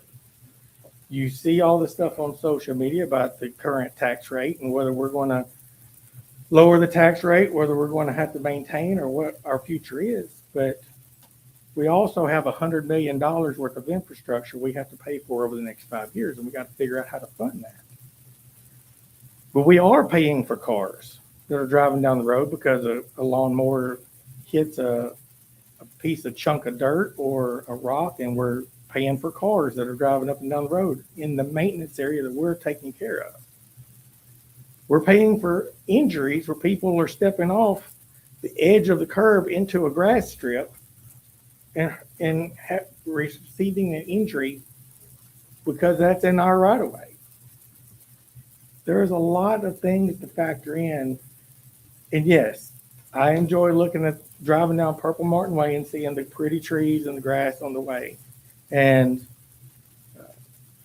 but there's another side to that we have to factor on. I like Land Rovers. I happen to have a Ford F-150 budget though, right? I would really like to drive that Land Rover, but I can't afford to do it. I have to do the things I have to do.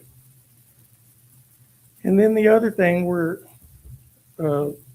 Commissioner Winchester, you talked about you're not a bicyclist and you're not someone that spends as much time walking up and down the road. Every one of the plans that are set in front of you have been approved with a positive recommendation from the Mount Juliet Bicycle Pedestrian Advisory Committee. So on that committee are people that are cyclists, professional cyclists. People on that committee are people that tend to walk and travel our roads every day in our city. And this is the plan that they've said that they approve of, all of these. And then the Board of Commissioners. Not too long ago, we had another workshop where maybe not the entire commission, but the vast majority of those commissioners are moving towards a strong towns concept. And I don't know if all of you are aware of what strong towns are or not, but it's about creating safety through environmental design, but it's also about finding financial responsibility of being able to limit the long-term maintenance for the city. Because if I can lower the long-term maintenance for the city, then we can afford that extra police officer. We can afford that extra firefighter because we're not having to hire a bunch of grass cutters that are going to be riding up and down Purple Martin, weed eating around trees, throwing rocks into the roadway and damaging my Ford F-150, right? We have to be realistic and find the happy median. And I do appreciate Todd because me and Todd went a long time around in circles about these plans. And this is our compromise, from me and Todd. This is the will of our Board of Commissioners. This is the will of our Mount Juliet Bicycle Pedestrian Advisory Committee. These are the people that are affected by this. And when you're making whatever decision you want to vote on, think about that grass cutter that's going to be out there with his back to the road. We got to factor in his safety too, right? Thank you. Thank you. Very good. Yeah. No, I 1,000%. So let me ask you real quick, leading back there to my final comment, or where I left that outside, get rid of the residential collector. I mean, What are your thoughts on getting rid of the bike lane out in the middle of the road and making them multi-use paths and pushing them to the curb? So I live in Providence and we do have multi-use paths and we share that path with cyclists, with walkers and runners and, and I don't have an issue with that, but I also understand what Todd's saying that not every opportunity is going to create that. I think, Todd, am I mistaken? Isn't, I don't remember what it's, McFarland Place, McFarland. Yes, over here. Don't they have 10-foot concrete to curb over there? Running east on 11 and Dirt Road. I'm pretty sure there's a grass strip in there. Is there? All right. I'm not a fan of the grass strip. But that's the reason why I'm saying just. I would like concrete to curb because, I mean, again, you're creating space, but I understand that that doesn't fit every need. But we do got to figure out a way to create safety for our people through environmental design. Find a way. And Commissioner Woman, I am a big fan of roundabouts. I really am. So, but we got to find different ways, creative ways. And that's when I think I broke Todd when I said, just be creative. Right? Yeah. We got to find creative ways to do these things through design to slow down traffic. There was a very wise man, I'm not going to mention who he is, but he might be sitting in the room on the back right now, that said, we can't continue to build speedways through our neighborhoods and then complain about speeding. Yeah. So we got to figure out a way to do these things, right? Yeah. Good point. I didn't know he was standing behind me. He's watching you. Yeah. Anything else? Any other questions? Thank you. Come on up here, sir. James Manus, 2558 Edinburgh Street, postal address of Old Hickory, Tennessee, but I do reside in the great city of Mount Juliet, spelled the proper way with an M and a T, appropriate as it should be. But Mr. Chairman, members, distinguished members of this commission, I am here to appeal to your humanity and the magnanimous nature of each one of your individual souls to heed what this man has said on this. And I did ask specifically for the reduction of the travel lanes in our neighborhoods.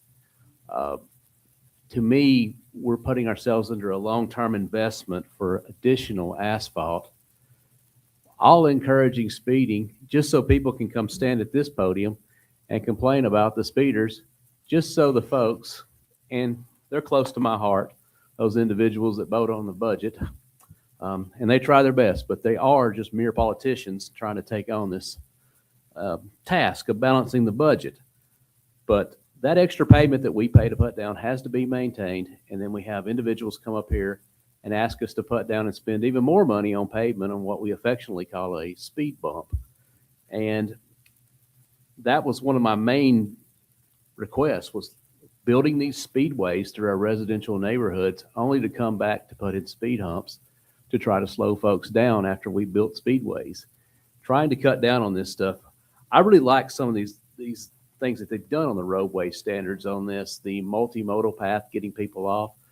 I can't say how it's going to work with everything for us combining pedestrians and bicyclists in the same way. I do know it seems to work very well on the town center trail when I get out there.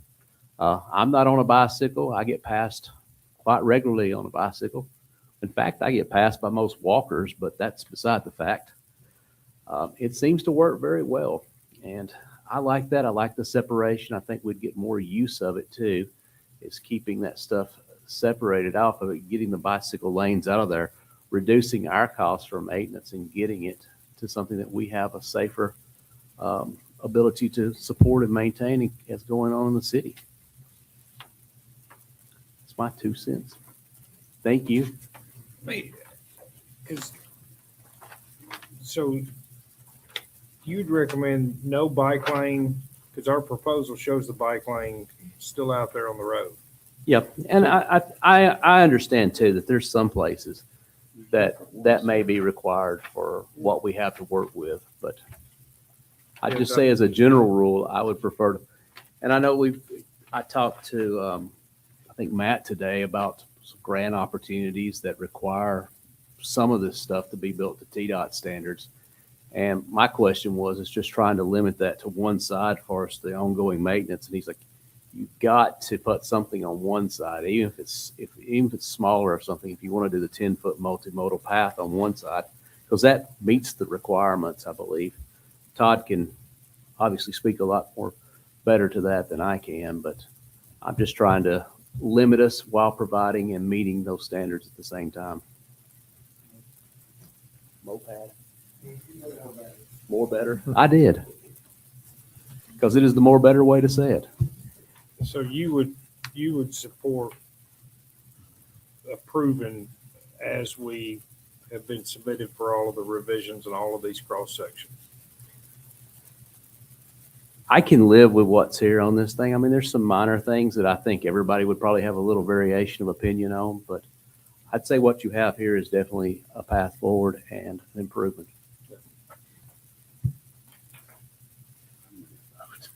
Oh, come on, just down your. Further questions, comments, discussion? We technically get it on the record real quick. This time we'll call for citizen comments. There we go. We technically got that on. Public hearing. Oh, yep, we'll get that too. So let me go ahead and knock that out real quick. With that being said, we'll need to close our planning commission meeting in order to open a public hearing. The public hearing is regards to item 12C, which is review the subdivision regulations amendment to Article 4-103, which is streets and pedestrian ways. Anyone wishing to speak during the public hearings, welcome, encouraged to do so. Seeing no citizen comments, we'll close the public hearing. Reopen our planning commission meeting, at which time, Mr. Todd, additional comment, please. If the board does wish to remove the bike lanes and put them behind the curb, just I note that the sidewalk width would then have to increase to 12 feet. 10 foot is our minimum path width, and then the 2 feet most adjacent to the curb just don't count. They're the furnishing zone, and are largely inaccessible in large portions of that sidewalk. Just for your consideration.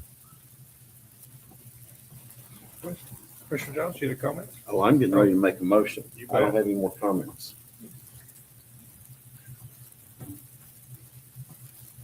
I'd like to make a motion, please. I'll make a motion to approve the amendment as we sit here.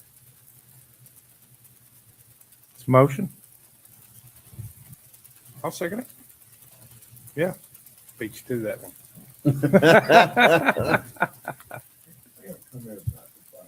Please. Bikes there are not the same. You got bikes that run 30 miles an hour. They're out on these bikes.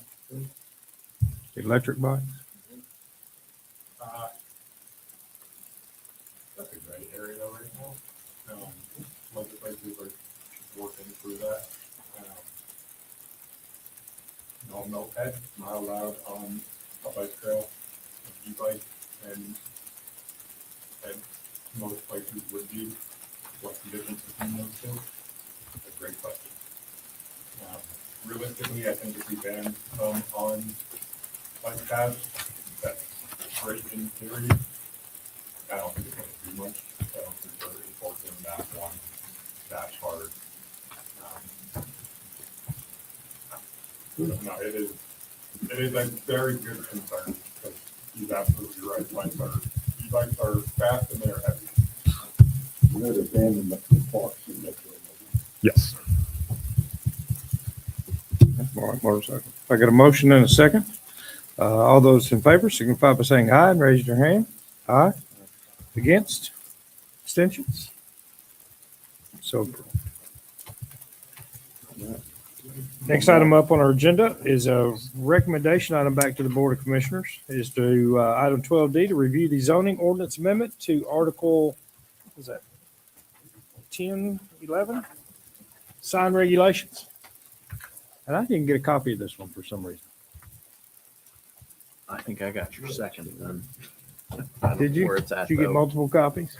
Nah, well, or something. I don't recall where it's Yeah, at. no. Keep going. I got Commissioner Rash. We'll share. We're good.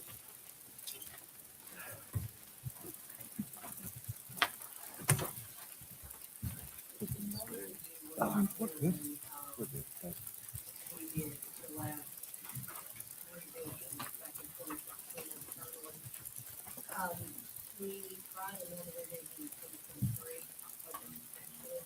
It went through the full recommendation, passed their first reading report, and then failed to get the second reading in January of 24.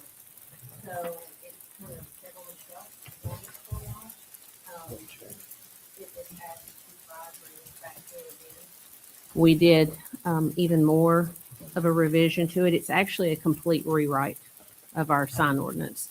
The intent behind all this is actually just to revamp, to give the city a lot more flexibility for aesthetics, for marketing potential for all sorts of businesses, from your mom and pop shops to your large corporations. We were limited in the design and style of a lot of our signs. A lot of the ordinance was antiquated with what we had. So we have gone through and looked and compared and looked at other municipalities to kind of see who had what, where could we kind of look at some of the shared details and what could we do better. If anything, our most important aspect of this is giving these businesses the ability to thrive. And in doing so, a lot of that seems to be surrounded around the ability to market by signage.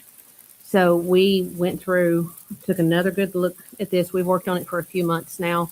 I greatly appreciate all of the input from John and Sam and Mr. Mullins, and also Mr. Potts have helped diligently with this. It's been a huge undertaking, but I'm very proud of the outcome of what we have. We have added several new sign types within this. We have also updated a lot of the existing signage that we have. We've even worked so much as with law enforcement regarding like something as simple as window signs. You'll see the window perforation that completely covers some of these windows in these businesses. And I've had discussions with Chief Chandler about that. And that is a huge safety provision. Some of the window signage are with like solid background, striping and everything. We've moved it to where it's either at the top or the bottom of the window. So there's no visual blockage there for safety reasons. Gosh forbid if something happened at one of these businesses and they got an emergency call. So they have the visual acuity to be able to see what's going on within that business when they arrive. So simple things like that that you don't even think of. We've prohibited a lot of stuff now to help with that. We've added a lot of different types of wall signs. We've expanded our temporary signs. But then on the other aspect of it, we've prohibited some more signs that we're having continual problems with. We've really tightened down on the neon, the LED rope signs. We've even gone so far as we've gotten a tremendous amount of complaints about the neon around a couple of new businesses we've approved recently. While it is pretty and it is visually attractive to some people, others it is causing issues with motorists as a distraction. So we're trying to ride that fine line of what is, appropriate. So that is another thing that we have prohibited now, external illuminations with lighted signage on the outside of these buildings. Instead of having flashing colors, they're going to have to remain static for one color for 10 minutes. It's not to say your sign can't go from red to blue, but it's going to have to stay that color for a minimum of 10 minutes. We're just trying to avoid distractions for motorists and everything as well. And anything we can do to help with safety, as Todd was just speaking to the roads, we don't want other distractions there as well, and signage can be. So if y'all have any questions, I don't know if you've had a chance to really look through it, but I do feel like it's a a good starting point, a good proposal to put out there. The last one we had, we did have a lot of input from the business community, so we've not heard anything so far. I look forward to a lot of them seeing this, having the opportunity to speak to what they think. But at this point, I think this is a very good starting point and a good proposal for you all to review and get your feedback on it. Questions, comments from the commission? I do know that you've worked on this for a long time. Did you get any feedback from Chamber of Commerce on this or approach them at all? They positive? Okay. Yeah, I've not spoken with them personally, I believe. Spoke to Mr. them, Mark. Mullins has. Positive feedback from them, from Mark and Drew. Good. Please, Commissioner Jones. And I thank y'all for doing this too, because I think a lot of your businesses who obviously depend on the site for people to go in and shop, and we need those tax dollars. But on the other hand, I wanted to ask you this question because I've not seen this and I've not read every word in here.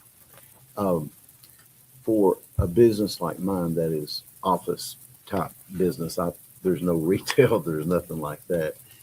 You know, we do have blinds on the window because of the time that we work, because we process policies at night when it's dark. I don't want somebody coming up looking at me, but I don't think, well, I mean, you know, it's the way it is. Someone could. That wouldn't apply to that. That's just the businesses that are okay. Yeah. Well, I mean, can you imagine? Y'all are laughing, but good night. I mean, if I turned around and seen somebody looking through that window, the ambulance would have You're going to hear. probably. I'm telling you. Art. Commissioner Bull. A quick update. It looks like it may have not have gotten duplicated under the temporary non-commercial signs. One sign per candidate issue subject with no duplicate signs allowed under the quantity. It doesn't say anything that I can find in here about per property.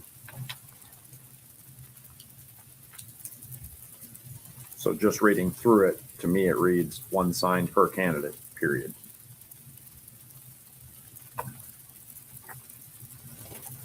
A lot of the provisions that we have under this are regulated by TCA, especially when you get to your election and campaign signs. The way that the city has always interpreted and allowed it is one sign per candidate, issue, subject, so forth, per property. Yeah. So we're trying to avoid having 5 signs of the same candidate, and I think that's what the state had looked at. Now you can have unlimited, it's whatever party you represent. If you have a social issue that you want out there, even things such as Vacation Bible School. We're just trying to avoid the duplication and just the overrun of these types of signs while still giving you the ability to express your opinions and freedom of speech with it. But again, a lot of this is regulated strictly by TCA, but we can put it per property. I would just think that adding the per property would make the most sense. Certainly. So you can't There's put no- 10 Luke for chairman of the planning commission signs in your yard. Or even though I know you want You to. can't have 10 Bowman. There's 10 in Well, yours. that raises another question too. Jill, that would, and I think this is a good question that you brought up too. So one sign per property, but that would be like in the ground. That wouldn't apply to someone that's got one in the window of their vehicle or on the side as a magnet or in No, a sir, it sign does not holder in the speak to back that. of the truck. Right. This is your freestanding. Yeah, okay. Fisher Franklin, you had something you wanted to? Yeah. There is a special place in heaven for people who enforce sign ordinances and those who write amendments to them. So, Amen. Yep. Without a doubt. Further feedback, questions, comments? Call for citizen comments. I do just want to take this opportunity to publicly thank Jill and Marty Potts for all the time they spent rewriting this. And also Sam, who meticulously picked it apart every time they submitted it. And the time that it had to be rewritten and rewritten and rewritten. as Jill spoke, last time it came up with some, from challenges from our chamber and from our local real estate, developers or real estate, people. We did take the final product to the chamber, sat down with, select members of their board along with Mark and Michelle, and they went through it and they approved of the complete document. And then we also did meet with the Realtors Association, trying to get ahead of that as well. And they gave their blessing as well. So hopefully we get through 2 readings this time without running into a buzzsaw. But it's all because of the work that Jill and Marty put into it. And if Sam picked it apart, hopefully nobody else can. So that's where we're at. And I do appreciate the work that they all put in on that. That's right. Any additional citizen comments? Seeing none, looking for a recommendation in regards to this item on our agenda. We'll make a recommendation for positive approval to the Board Commission. It's a motion. Second. And a second. All those in favor signify by saying aye. Aye. Against? Abstentions? Is a positive recommendation. I'm looking for a motion to adjourn. Motion. Second. All those in favor signify by saying aye and raise your hand. Aye. Against? Abstention? We are adjourned. I thought it'd been.